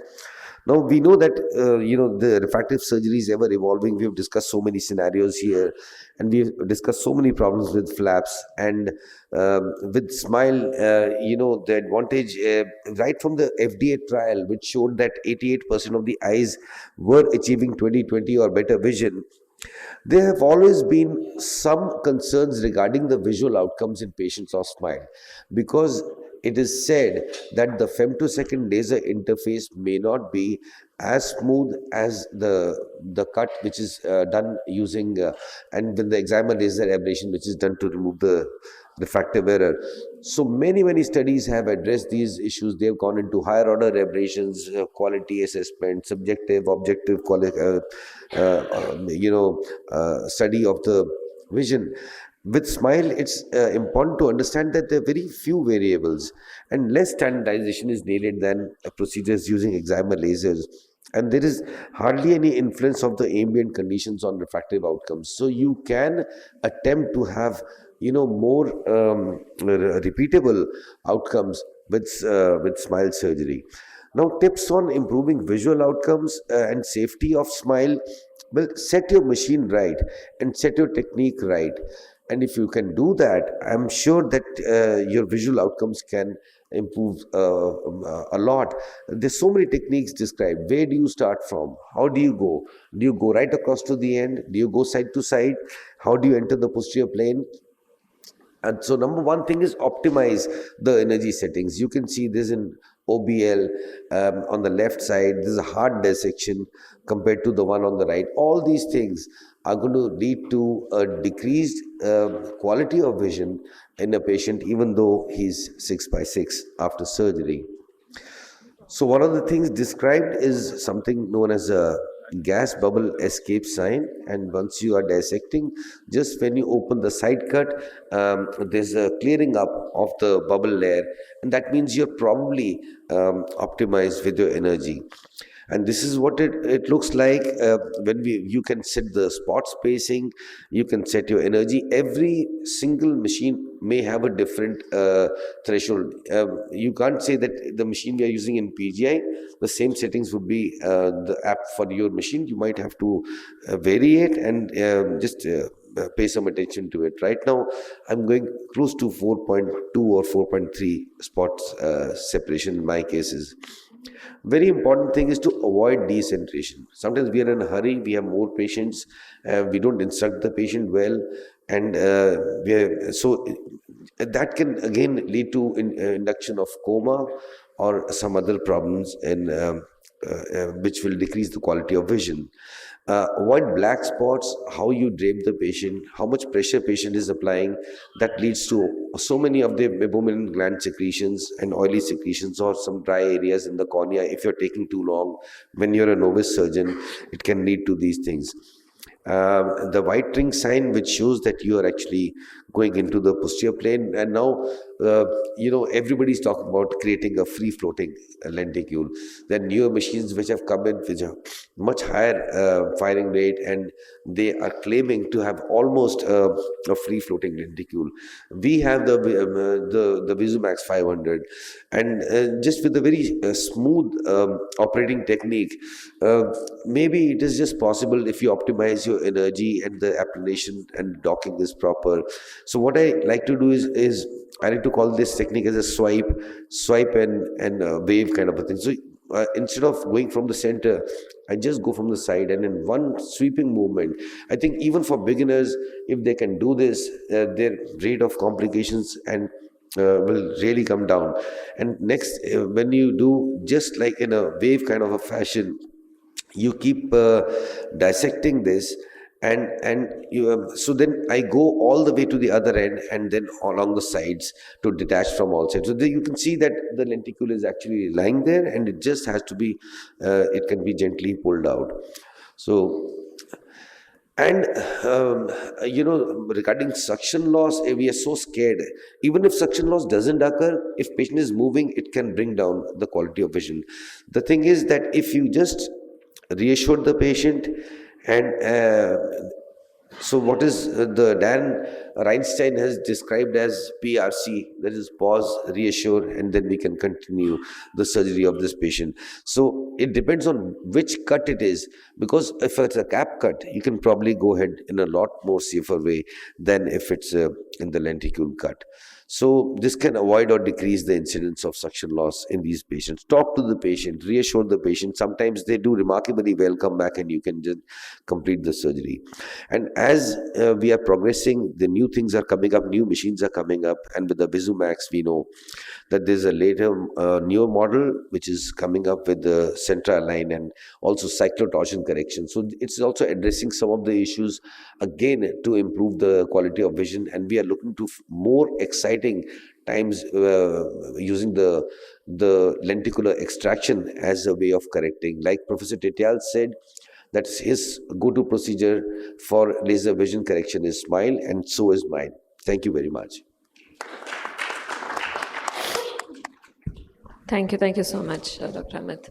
Just one question. If you have a flap or a contour or a topo guided versus this, just one or two case scenarios where would not prefer SMILE and you would go back with the present technology what SMILE gives us. Yeah, I've been born and brought up with LASIK, right?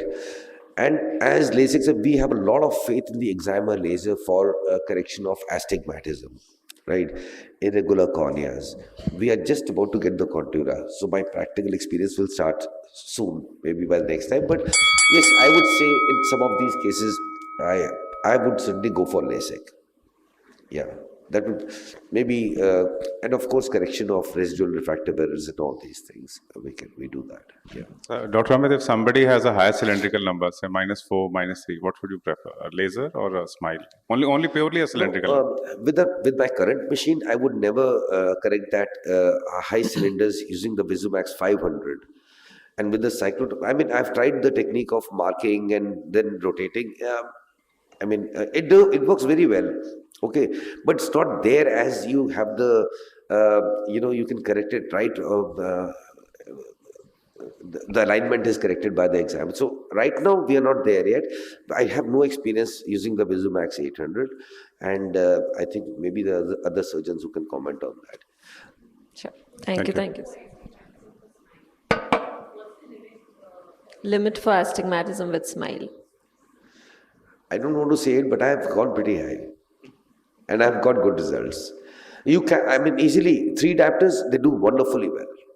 Maybe because they're fixing on the visual axis, patient is fixing all the time. You have to be very, very careful about your alignment, so that it's, and you have to take some precautions. You can mark that as what Sri Ganesh has described, that you can mark the cornea preoperatively at 180 degrees, take the patient under, and then you can rotate it so that the alignment is there of the eye. There are some techniques to set it right. Yes. So, Dr. Gaurav, you also have smile. Your comments on this? So, I was listening. We had a session day before yesterday on comparing the 4 lenticle platforms, and it was very interesting. So, Kishore Pradhan was presenting on ATOS. He's doing like 6 diopters of astigmatism and getting excellent results. But myself on the Visumax, I have done like 3.5 diopters, and we get excellent results. We've actually done a comparative study, one eye Contura, one eye Smile for astigmatism, and we found them pretty comparable, except that, of course, you have to be very careful about cyclotorsion. Thank you. So, Dr. Gaurav Luthra, I invite you for your presentation on ICL sizing. Very good morning, and thank you for inviting me. So I wanted to share a few thoughts because sizing is what is key with phakic lenses, and of course good case selection, good refraction, all those things go, but what is most important is probably the sizing, which we've all been kind of trying to figure the best way to do it, although it's been almost 25 years since we started doing these phakic lenses. And if we look back at the FDA trials, that is the time when STAR was trying to figure out, and these were the recommendations because they come with only 4 sizes, and they were suggesting adding 1.1 to the horizontal white to white, which was mostly taken from the op scan or from manual white to white, and then the recommendation was based on AC depth less than 3.5 or more than 3.5, and that's how it was done. This is what we've been following for so many years. Of course, there are those areas where there will be the in-between situations. When you have an 11.6, you could go either way between the 12.6 and the 13.2, and this is I'm so sorry. I'm running it from here thinking that it's showing there. Can I go back? I think they'll have to look at it from there. Oh, so anyway, I'll start from here. So STAR, came up with these. I'm so sorry. I didn't even look there. STAR came with these recommendations with sizes 1.1, adding 1.1, and with the AC depth less than or more than 3.5. This is the nomogram we've all been following, and this is where the crux area is. This is where you get surprises, because if you have an 11.6 or an 11.7, this is where sometimes especially with the different devices measuring white to white differently, you may not know which one to trust. Obviously, all of us try to do the digital calipers or the manual calipers. Some of us like to do the pentacam. OpScan is no longer available, so it's like a lot of gray area, but each person has probably come up with his own way of working. And also the reason why all this happens with surprises with the vault is because of lack of white to white correlation to the sulcus to sulcus, which is what is the most important thing. And this is a disclaimer from STAR as well, and they suggest that maybe UBM should be done, but again UBM has its own limitations. And anatomy we all understand, angle should be at least a grade 3. The AC depth recommendation 3 millimeters, and I was just discussing while I was sitting there that you can go down to 2.8 of course, and then even lower trials have been done by Dr. Goel there, and you can then use the OCOS calculator, which is the STAR online calculator, which will give you the results. So the white to white is what we still go by, the AC depth, internal AC depth, and the white to white. There are many ways to do it. The vernier calipers, the digital calipers, the OpScan, which was always done in the past, and then the newer devices, the ILMaster 700 and the Pentacam. I see a lot of us using the Pentacam now. I use the Pentacam as well. It of course gives you an automated measurement, but you can also do a manual measurement, and manual measurement is fairly easily done on one of these screens, which is the iris image, and you can just drag the calipers and measure it yourself. Most often it comes out to the same as what you got from the Pentacam measurement by itself. I mean on the screen where it measures. And then of course we all know what the ICL vault means, and we have to be sure that we do ICL vaults post-op day 1 on all patients, and then post-op day 15 when they come, and typically that helps us plan our patients better. You can have a very high vault, you can have a low vault, and of course, now over the period, there have been lots of attempts at using other parameters for ICL sizing. The white to white was the beginning one, and then the sulcus to sulcus. We did trials with certain UBMs. We tried 3 different UBMs. We didn't find them very predictable to use, so we ended up not using them. But now with the availability of OCT, things have changed. You can do angle-to-angle measurements and the crystalline lens rise, as I'll just show you. And of course, Dan Reinstein has done some pioneering work with the UBM, which we'll just see. So smaller size less vault, more chances of cataract, more chances of ICL rotation, especially with toric ICLs. Using a larger size, you can have more risk of raised IOP, but the tolerance for the larger size has gone up recently, last few years with the Centraflow, because now you don't get as much glaucoma.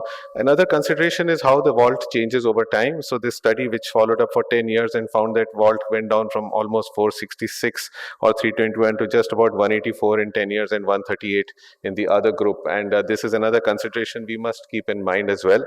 And so with age, the vaulting reduces by almost 28 microns per year, and the crystalline lens rise increases by about 20 microns. And if you look at it in 10 years or 25 years, it's quite substantial. So we must keep this in mind, and we do keep our ICL patients on follow-up in the long term as well.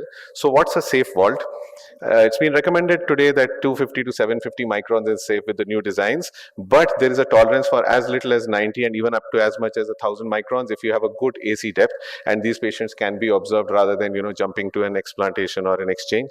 So issues with high vaults, we all know, IOP spikes and optic captures and angle closures, and low vaults as well, but low vault tolerance is pretty good. We are following up a few patients who are below 100 microns for almost 5 years now, and they have not shown any progression of any early lenticular changes that we observed.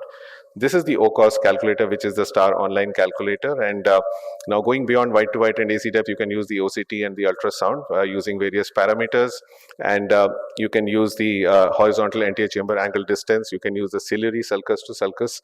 You can use the crystalline lens rise and the lens vault, and the anterior posterior distance between the lens. So going on, I think different devices give different measurements. It's good to know the anatomy of the angle using these devices, either UBM or the OCT. I won't go into the depths of all these because there are many parameters available today. But Dan Reinstein used the Artemis UBM, which is like the benchmark. It is supposed to be a very high frequency ultrasound. And he has shown amazing results, and he has his own calculator. So they tried to do a correlation between white to white and the sulcus to sulcus measurements.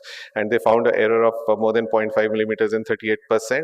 But when they went to the other, did a multivariate analysis, there was a 26% error. But if you use the Artemis, according to Dan, you have an error of more than 0.5 and only less than 1%. So he's shown amazing results, but they've not been really reproduced by too many people, and most of us will not have access to the Artemis. So what to do? This is the Reinstein formula, which is available online. It uses all these parameters and it's easily found online. But since we don't have it, I've been using the OCT, AS OCT app, the Anterion, and we have been, there are several now studies which have been done. This is the NK formula done by Nakamura and Kohima in Japan. This is what we've been using recently for the last 6 months. Then there is the other one by Kim, and there's the Lasso formulas as well as a few others. And right now, I think Damien Gatnell and Alan Sard are doing a very good study. I'm kind of contributing data to them as well on the Anterion. So this is the NK formula, which uses the optimal, it gives the optimal ACL size using this calculation, the anterior chamber width and the crystalline lens rise. And this can be calculated. And what is the crystalline lens rise is right here. This, you can use a scleral spur to scleral spur or the angle recess to angle recess and measure the distance between the crystalline lens and this. And using this with the other parameters, you can kind of derive something. And we have been using this to cross-check our vault surprises, and it's been useful to us. I'll just show you one case. I'll not go into the details. This is my one patient which we've done quite a few now. 22-year-old lady where we calculated. Now, if you look here, the AC depth was pretty good, 3.3 and 3.39 internal AC depth. And the measurements were in that range of 11.6 to 11.7 using various devices.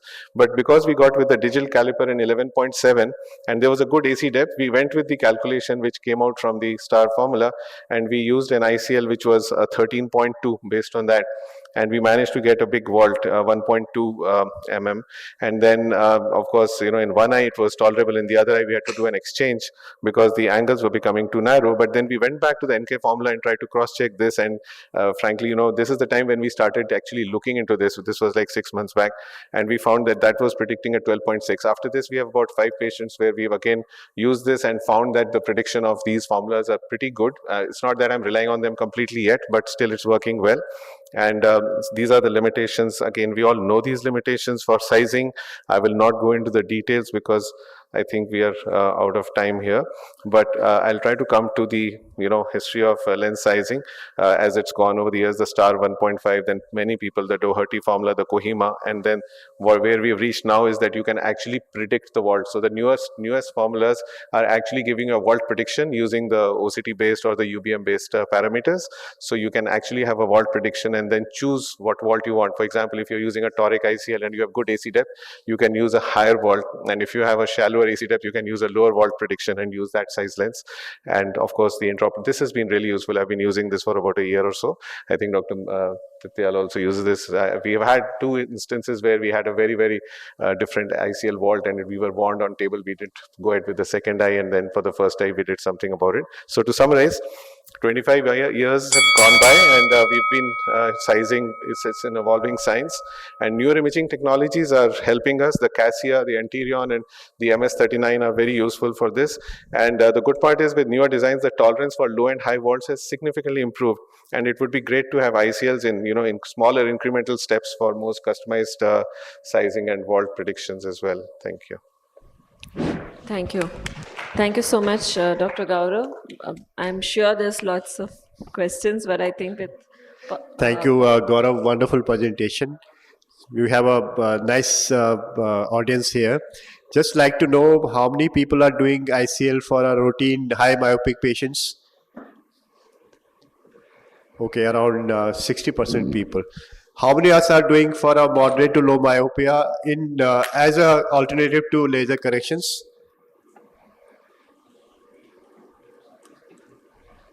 Okay, very few people.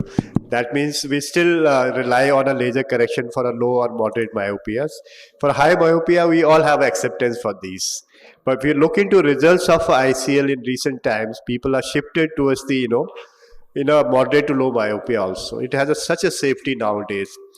Two things we are worried about. One is the intraop bolt, that is because sizing. That also have been taken care by a lot of investigation we have done. Gaurav talked about the sizing has become better. The other thing was the post-op problems. We all worried about post-op problems, cataract and glaucoma. We hardly see glaucoma nowadays with the new designs. Cataract we still see. That may be because of various reasons, not maybe because of ICL per se. It may be because of aging process. It may be because of myopic patient have more nuclear sclerosis. There's so many things happening in these cases. Or a patient having a posterior segment complication requiring cataract surgery. To get into your mind is ICL is safe. You can use these for those cases which are not suited for laser surgery. You have a AC depth. The only thing which Gaurav talked about is prediction of a vault, which is the future challenge all of us, and that will be solved by only one way is having a customized phakic IOLs for each individual. Because just now we don't have a customized sizing for each patient. You have a range of ICLs. You don't have a customized for each patient. If that happens, then we have all these prediction formulas will accurately set into you want a 300 ball, you might get 300 plus minus 5 microns. That will only happen if you have a customization. I think future is there. Hello, sir. I have one question for Dr. Gaurav and Dr. Tityal. Sir, have you ever studied to measure white to white with the help of pentacam versus compare with the digital caliper? Yeah, so we have, and there's very good correlation between the pentacam white to white, and actually we did a study on 4 machines. We did the iTrace, the Lenstar, the ILMaster, and the pentacam with manual white to white, and we found that the closest was pentacam. Sir, but I have seen that the pentacam normally it gives around 0.2 millimeters more as compared to digital caliper, and whereas this IOL Master, or I have a Tommy OA 2000 in which I adjust it digitally, and it gives 0.4 more. And but the case, sir, which you showed in which you got a higher vault, like you showed that you got a digital caliper, it is 11.7, and the pentacam was showing 11.3. 11.4, so, yeah. Yeah.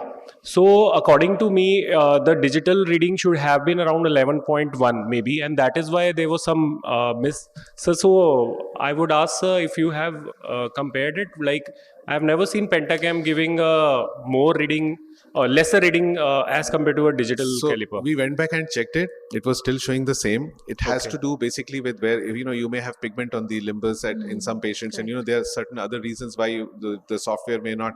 Even on Pentacam, you have to do the manual. I mean, I don't go just by what the machine tells you. I actually go and measure it on the thing and try to see that it's correlating. But that is the whole idea, that there will be surprises, and that's what we are talking about. Gaurav, also sometimes do you have cases where there's a variation between the white to white and the sulcus to sulcus? If that happens, then which one do you? So that's what that thing was That's showing, that case, there's yeah. almost 38% patients had more than Exactly, 0.5 yeah. variation. So then And that's which why, would you the whole choose in thing that? is like, ideal thing would be to have a UBM which can accurately tell, but there's so much inter-observer variability. It's not objective, it's very subjective, and that's why, Okay, I'm sorry to interrupt again, but I think yeah. So invite Dr. Nitin for his presentation on role of intracorneal ring segments in refractive keratoconus surgery, please. Good morning, everyone. So I'll be speaking about intacs in refractive keratoconus surgery. So this was first conceived by Dr. Joseph Collin way back in 2001, and these are clear, thin PMMA inserts which are lathe cut, and they are placed in the deep corneal stroma to flatten the central cornea. The arc length is 150 degrees and it's a reversible procedure. So there are two types of intacs, one which has an inner diameter of 7 millimeter and an outer diameter of about 8 millimeter. These are the regular size intacs, and the intacs SK, which is for severe keratoconus, which are 6 millimeter interim diameter with an outer diameter of 7.3.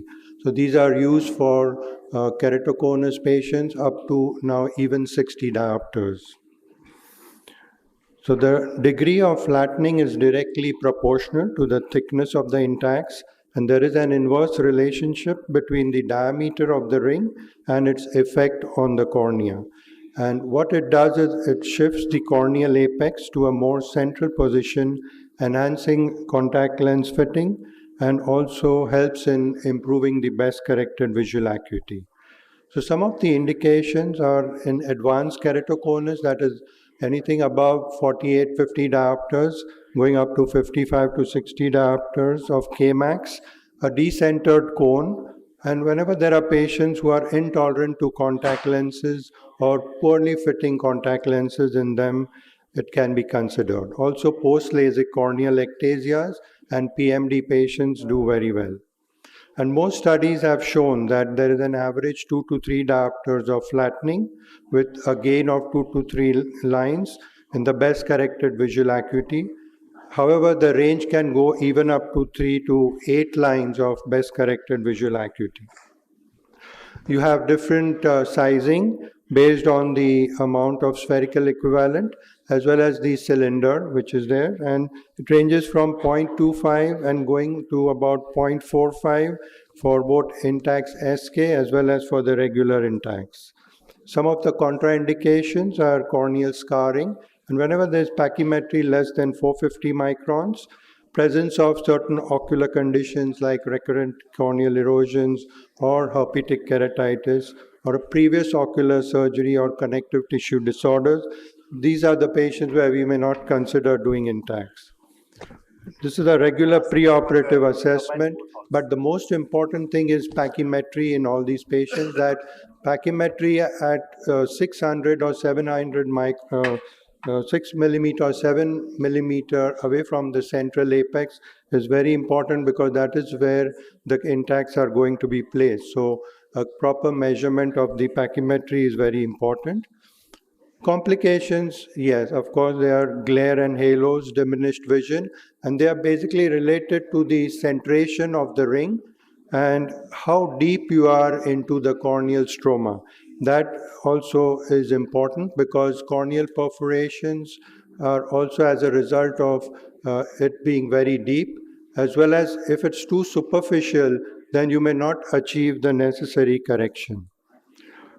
Also, it's C3R in association in intacs.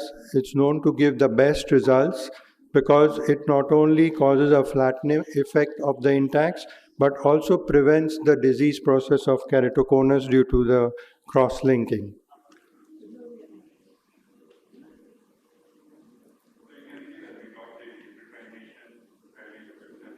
So here you can see a good femto LASIK, which will femto correction is done with the intact. The ring channels are made with a cut, which is the vertical cut. And it's very important that your centration of these channels are proper. And then we have these channel markers which actually guide us. And you can either do it on either side if you have two segments, or only on one side, depending upon where you want to put the ring. So,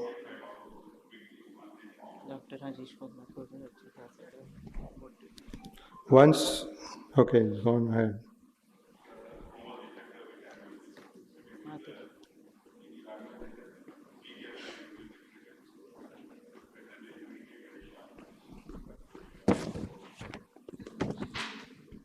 Once the channel is made, then you have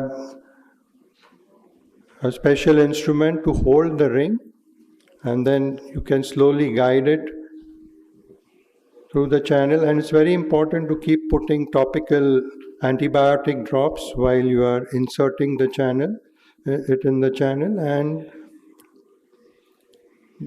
this way on both sides you can guide the ring.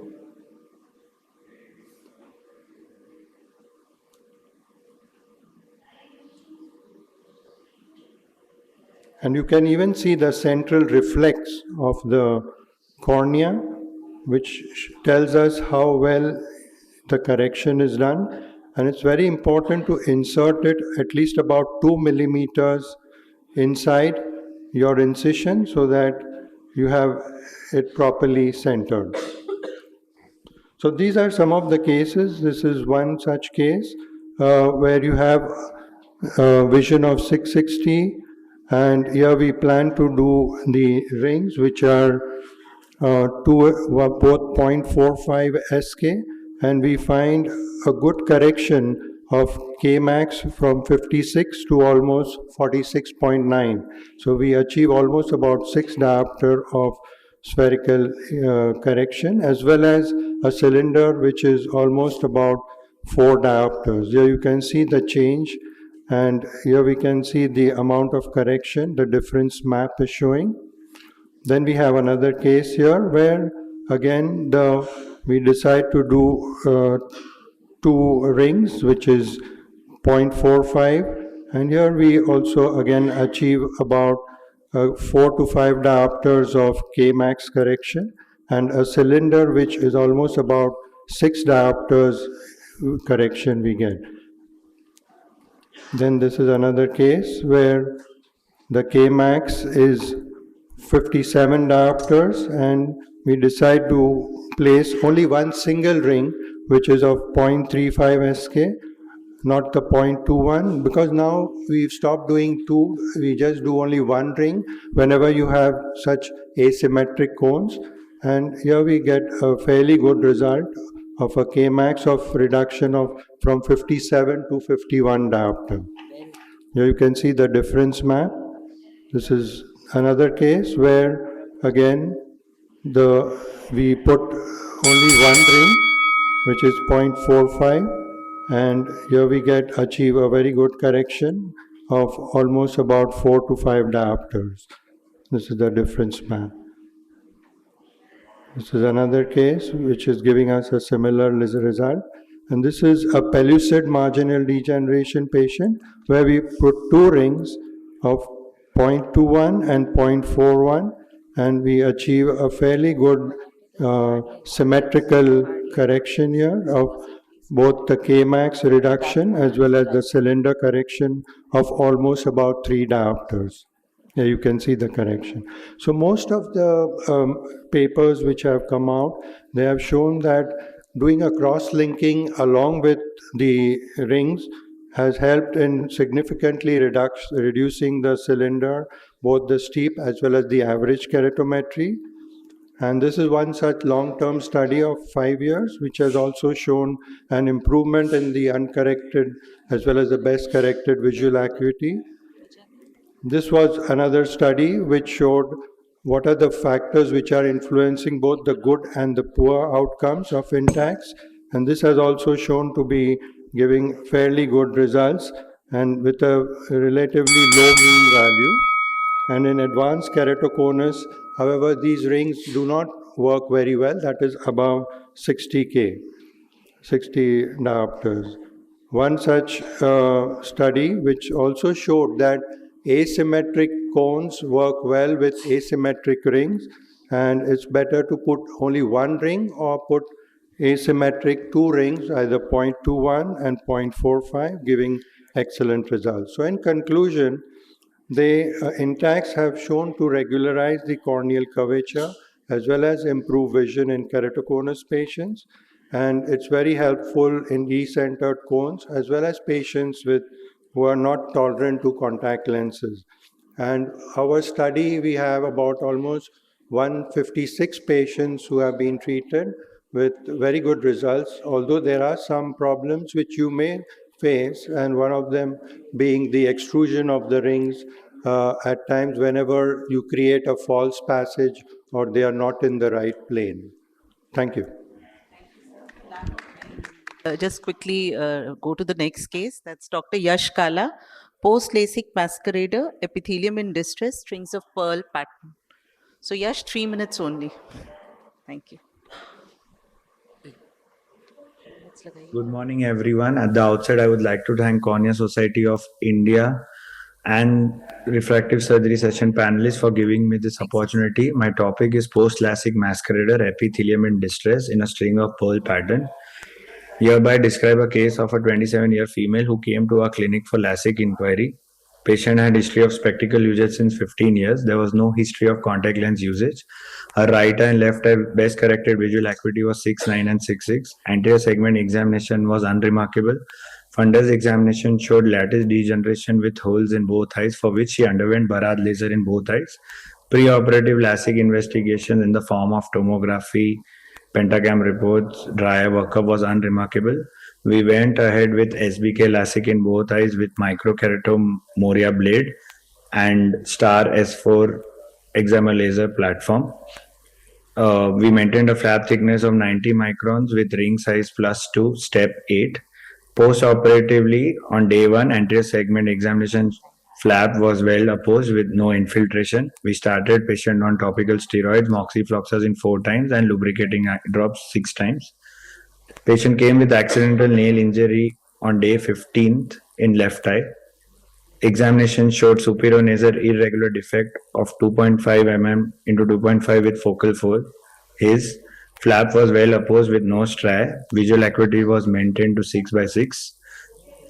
So I decided to place a BCL in left eye. I stopped topical steroids and continued with moxifloxacin 6 times and lubricating eye drops hourly. Told the patient to follow up after 3 days.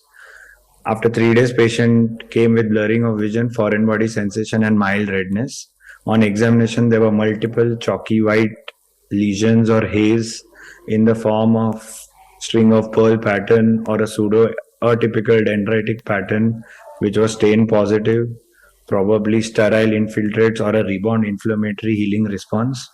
So I decided to remove the BCL and restart prednisolone acetate eye drop 1% 4 times in tapering dose. Continued lubricating drops and moxifloxacin dosage was increased to 2 hourly. Patient followed after 3 days with visual acuity of 6.6. She was symptomatically relieved completely. Her left eye anterior segment examination showed flap being well opposed. Lesions which we had noticed 3 days before were completely resolved with crystal clear cornea. Patient was continued with the same regime and followed up maintaining 6/6 visual acuity with no abnormality seen over the flap in follow-up period. Thank you very much for your kind attention. So again, we are quickly shifting to the next case. That's Dr. Anil Kumar Verma, compression sutures in a case of acute eye drops. Sister, laga do.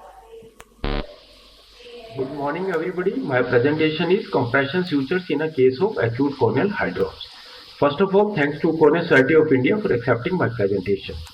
I have no financial interest in this presentation. A 52 years male, labored by profession, presented with a 10 days history of decreased vision, watering, pain, and photophobia in the left eye, and there was no history of trauma or ocular surgery. He was a known case of keratoconus with moderate keratoconus in the right eye and advanced keratoconus in the left eye. His best corrected visual acuity was 618 in the right eye and finger counting close to face in the left eye.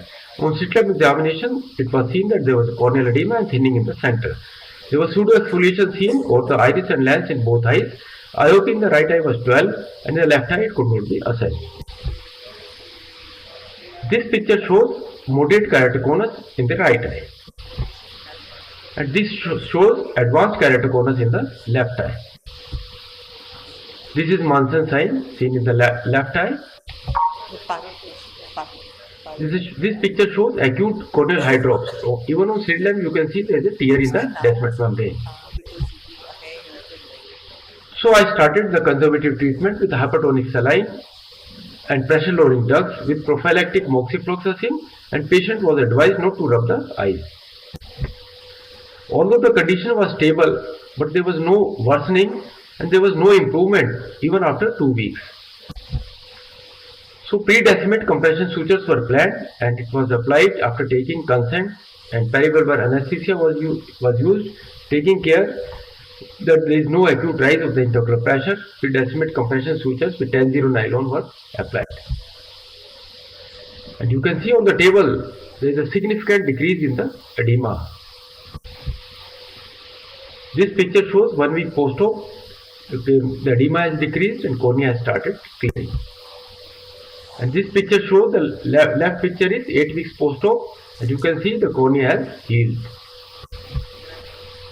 Keratoconus, it's primarily due to congenital weakness of the cornea, or it can be secondly due to trauma, or in which it can be unilateral, or it can be due to VKC or Down syndrome. Acute corneal hydrops, it's a complication of keratoconus, and it's characterized by bullous edema, break in the descemet membrane, influx of aqueous into the stroma. The various therapeutic options, medical or intervention. Medical I have already described. The surgical various options are intracameral gas injection, air, SF6, perfluoropropane, or you can use compression sutures, or if all these things fail, then we have to do penetrating keratoplasty. The take-home message is these pre-decimate compression sutures have a fast symptomatic relief, less healing-related corneal scarring, and prevents the need for corneal transplant. Thank you. Thank you.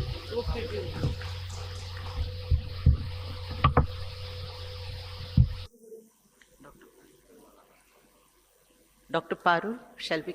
Thank you. Any questions? Compression sutures, I do it on all patients with, if they don't settle with simple air injection and very large ones, it's better to do compression sutures. You can do full thickness, you can do pre-decimates. First for with gas. Yeah. For air. Thank you.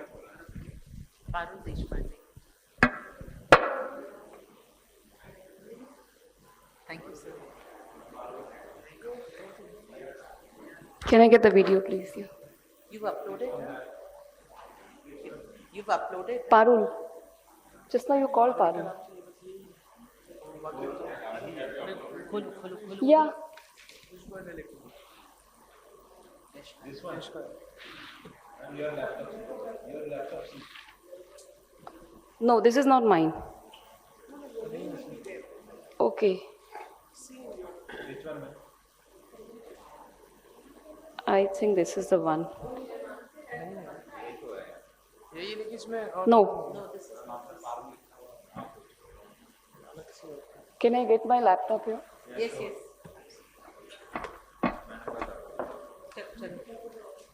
So, Dr. Deepti is going to wrap the session.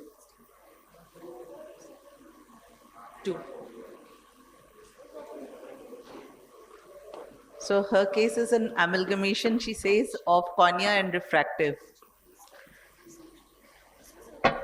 Volume, please. So I think many times, after grafting, we all have to deal with astigmatism as corneal surgeons. talc a couple of years back for keratoconus. His unaided vision was 6/60. He's never used the astigmatic glasses which we gave.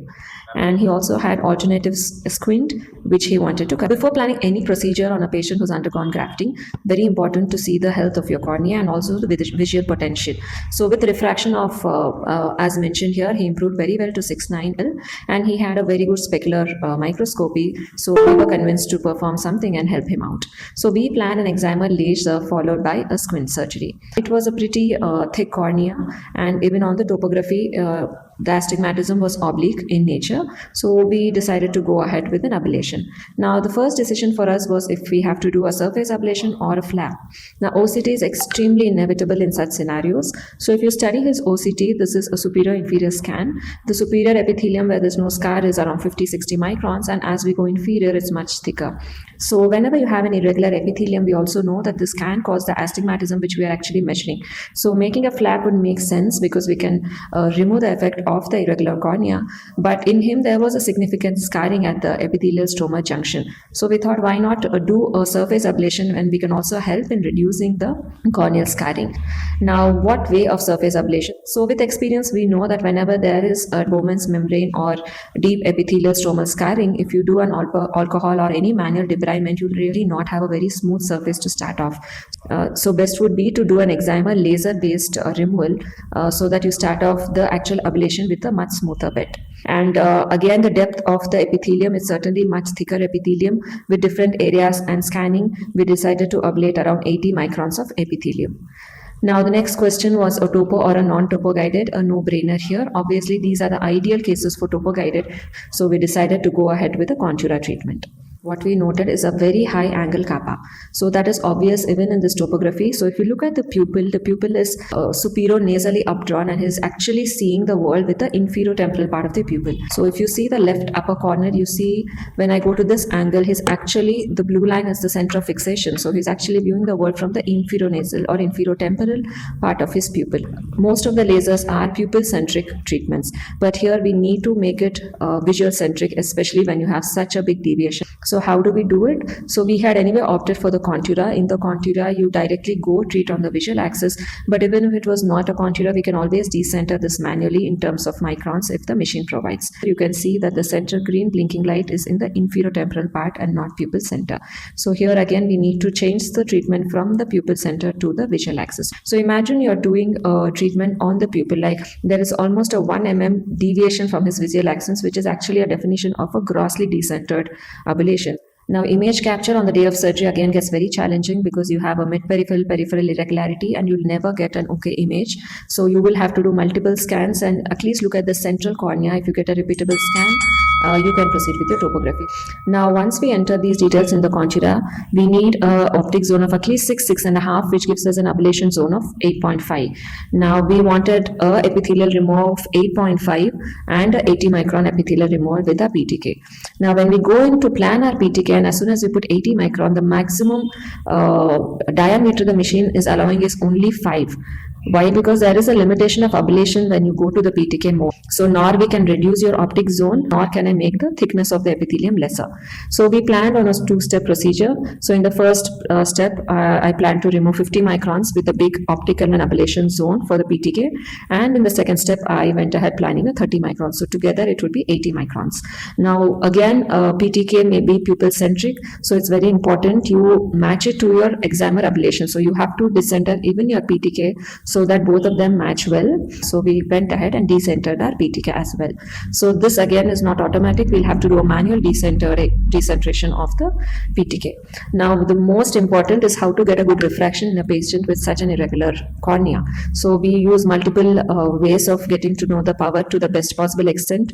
Obviously an dry autoref, then you do a wavefront refraction with an OPD3 scan, a very good dry and wet refraction, and always recheck yourself if the refraction done by your optometrist is perfect. Always do your duochrome and your JCC by yourself in such challenging cases to ensure that your refraction is perfect. Now the time of surgery arrives. So what we have planned here is a step 1 where we do 50 microns of decentered PTK, 2 we enhance it to 30 microns of decentered PTK, and finally we are going to do the contura ablation. So once your fixation is good and your pupil retractor is acting, so this is step 1. So you can see that the ablation is not central to the pupil. The ablation is more central to the visual axis. So now we are going to, so you'll know that the ablation is little inferior temporal, that is towards his visual axis. Now we are done with the PTK and then we start on with the conchita. So it's very important to do very quick treatments. We don't want the stroma to hydrate, which can cause overcorrection. We expose the cornea to mitomycin, the time of which depends on your depth of ablation. After a thorough wash, you put a PCL. So almost a no-touch technique here. So let us look at the results. So this is a clinical picture. The corneal opacity is much lesser. Then you have your topography. When I magnify the central topography, you'll see it's much smoother. The irregularity is gone. Cornea is much flatter, and OCT is very happy picture to see where majority of your scar has disappeared. So visual results to the patient, it was an unaided 660 in that eye, which improved to 695, and a very happy patient. So only thing the patient asked that you did so much of planning and so many scans, and the surgery I thought would go on for hours, but just in few minutes it was done. So what I would say is planning is equal, or I would even say more important than the actual surgery when you're planning refractive treatments for such complex eyes. Thank you so much.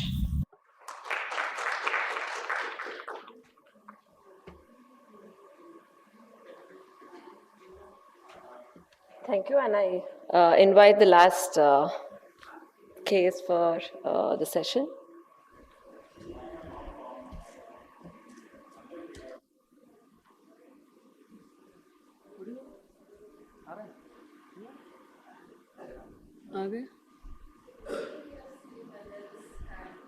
Significant scarring. Probably a post DLK, there's a lot of epithelial changes that we see, hyperplasia. So alcohol never gives us that smooth interface when you have a Bowman's or epithelial level scarring. If it's only epithelium, it works beautifully, but this was a junction of epithelium and stroma. So we thought PTK would give us a better smoothing. Internet Yes. connection. Yes. And the scanning was very irregular, ma'am. As I show in the scan, it was from 50 microns to like 120, 130 microns in the periphery. So we never have a smooth interface to start off with.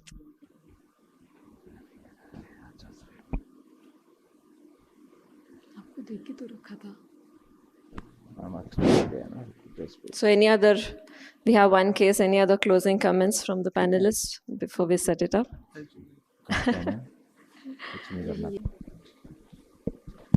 Good morning, everyone. At the outset, I would like to thank CSI and Dr. Deepthi for giving me this opportunity.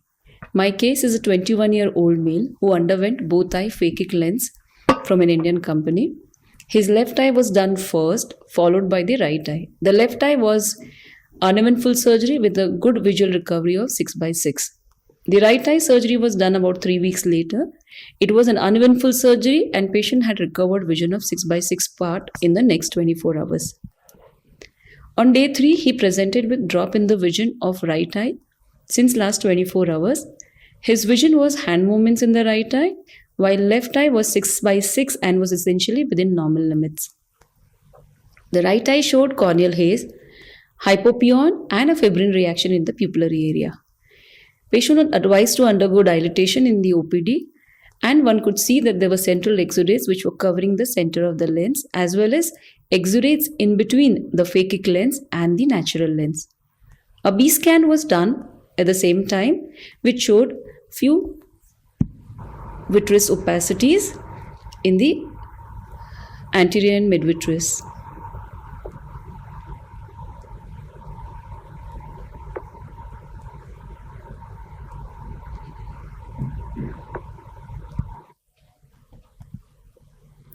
An immediate retina opinion was sought after, and the patient was suspected to have an endophthalmitis in the right eye. An intravitreal tap along with intravitreal injections of vancomycin, ceftazidime, and dexamethasone was given. Patient was given orally antibiotics, that was moxifloxacin along with Visolon 60 milligrams. Patient was also given topical moxifloxacin and prednisolone eye drops every 1 hourly along with home atropine eye drops 3 times a day. Patient was seen again after 6 hours and his condition was status quo. His diagnostic tap was negative for smears and culture. Patient was then seen by me on day 5 when patient had no improvement in the vision. However, there was an improvement in the fundal glow and the exudates which were behind the phakic lens had disappeared. His central exudates and the hypopyon remained the same. Patient was at this point of time added with fortified vancomycin and ceftazidime eye drops along with prednisolone eye drop 1 hourly. A repeat retina opinion was taken again and a possible discussion of real explantation versus pars plana vitrectomy was considered. In view of a combined decision to observe, the patient was given a repeat intravitreal injection of steroid along with Fortum Vanco. On day 6, patient's vision had improved to counting finger near face. His hypopyon had regressed. There was an intense endothelial dusting which was seen and dusting of the phakic lens. The exudate had thinned out, however, it was still covering the central hole of the phakic lens. Patient was continued on the same treatment. On day 7, his fundal glow improved and we could visualize the fundus and the optic nerve. On day 10, his exudates completely disappeared. His uncorrected visual acuity improved to 6/18, which with pinhole was 6/12. He was then continued with fortified antibiotic drops along with steroids, which was tapered over the period of next 1 month. And at the end of 1 month, his best corrected visual acuity had improved to 6/9 part. So in this case, we did not know, but the most probable source of infection in this patient was either the phakic lens or its fluid. Now, whether it was infection or inflammation, it needs to be discussed. Since the phakic lens results into infection in the anterior part of the eye, one needs to stress the importance of topical antibiotics along with intravitreal antibiotics to prevent the spread of infection to the vitreous cavity. The decision to either do a phakic lens removal versus pars plana vitrectomy should be taken very carefully as it's a phakic, high myopic young patient. A pars plana vitrectomy may result into a secondary cataract which may require a removal later on, and hence one has to be very careful with undertaking a pars plana vitrectomy in these patients. Conclusion: so one can rescue out the phakic lens by doing a phakic lens implantation in the worsening situations if lens is the source, and also can perform an optical vitrectomy which can be elective in case of residual opacification, which can be delayed in phakic patients in case-to-case basis. Thank you.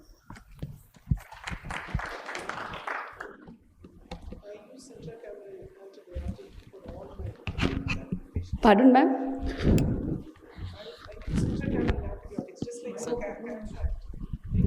So I never use. I think any intraocular surgery, it's wiser to use.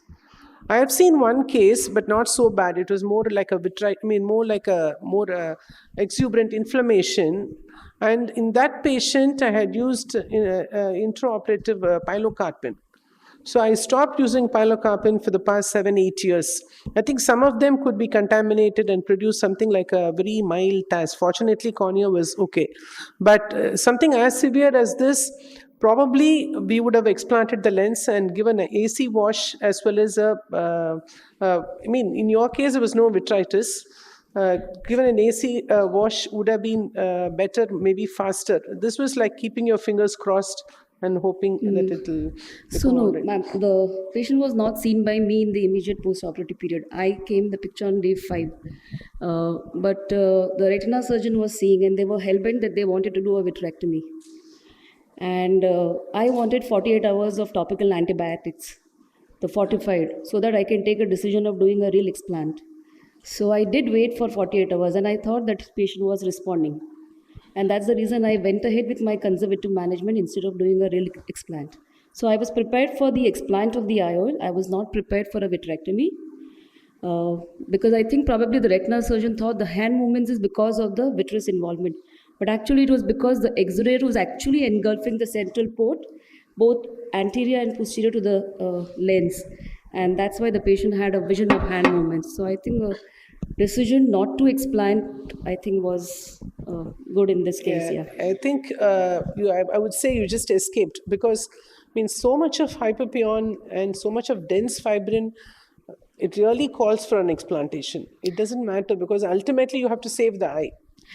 Yeah, I think I think as a team we decided, and we were giving repeated intravitreals because we didn't want the vitreous to get involved. And I think I could buy the time in that case, and that's why we escaped. Yeah. These patients, you have to admit them because that's the only way you can take care that they are putting the drops properly. And you're close monitoring, maybe see them every 3 hours, and you see the hyperpion is going up, then you can call for immediate action. The patient was very compliant, ma'am, actually. I think, infections in a phakic eye is very, very rare. And these are, cases where these complication can be, dreadful. And anything has to be taken, immediate action has to be taken in these cases to avoid further, problem coming. And Dr. Manpreet would like to highlight the case. We had one case, in my entire 20 years of a phakic eye system, we had one patient where we had infection. So that patient underwent phakic eye in one eye, was doing fine, underwent the second eye after 3 days, and on day 5 presented with infection, post-op end-op in the right eye, which was operated first. So we went ahead with intravitreal antibiotics, and then the patient did not improve significantly. We went ahead with an ICL explant and a repeat intravitreal antibiotics, and we gave piperacillin tazobactam because our retina colleagues at that time said that the strain resistance is much more common in such a presentation, and the patient resolved. And after 6 months, in fact, we went ahead with a reimplantation of an ICL, and the patient was 6'6". So I think that decision to explant at that time saved a vitrectomy for us. Here, I think the patient was showing a response every 24 hours that we were seeing. So I think we were not wrong in waiting in this patient. So I just wanted to comment that the nidus of infection, if it's the ICL, it had to be explanted, as the discussion said. So that goes beyond doubt. And second comment was, I routinely use intracameral moxifloxacin at the end of the ICL. Been using it for years. So there is no problem of using intracameral antibiotics at the end of a phakic implant. Probably yes, but I have never used intracameral antibiotics in phakic lenses. So I think it's very important to differentiate between inflammation and infection in the first, second post-operative visit, because the moment you differentiate that, then the line of treatment changes. And if there is some chance, this was very severe, so waiting till 5th post-op day was a bit too much. Maybe second or the third post-op day, the lens should have been explanted. Normally, thank you, Nitin. I think we already overshot it. We'll take your question later. Okay. We'd like to thank all the speakers, especially the young people who presented beautiful cases, and all the panelists, chairpersons, audience. Thank you for being here in the morning. Terrific discussion. And those who want to have be in the photograph group, they can come on the stage.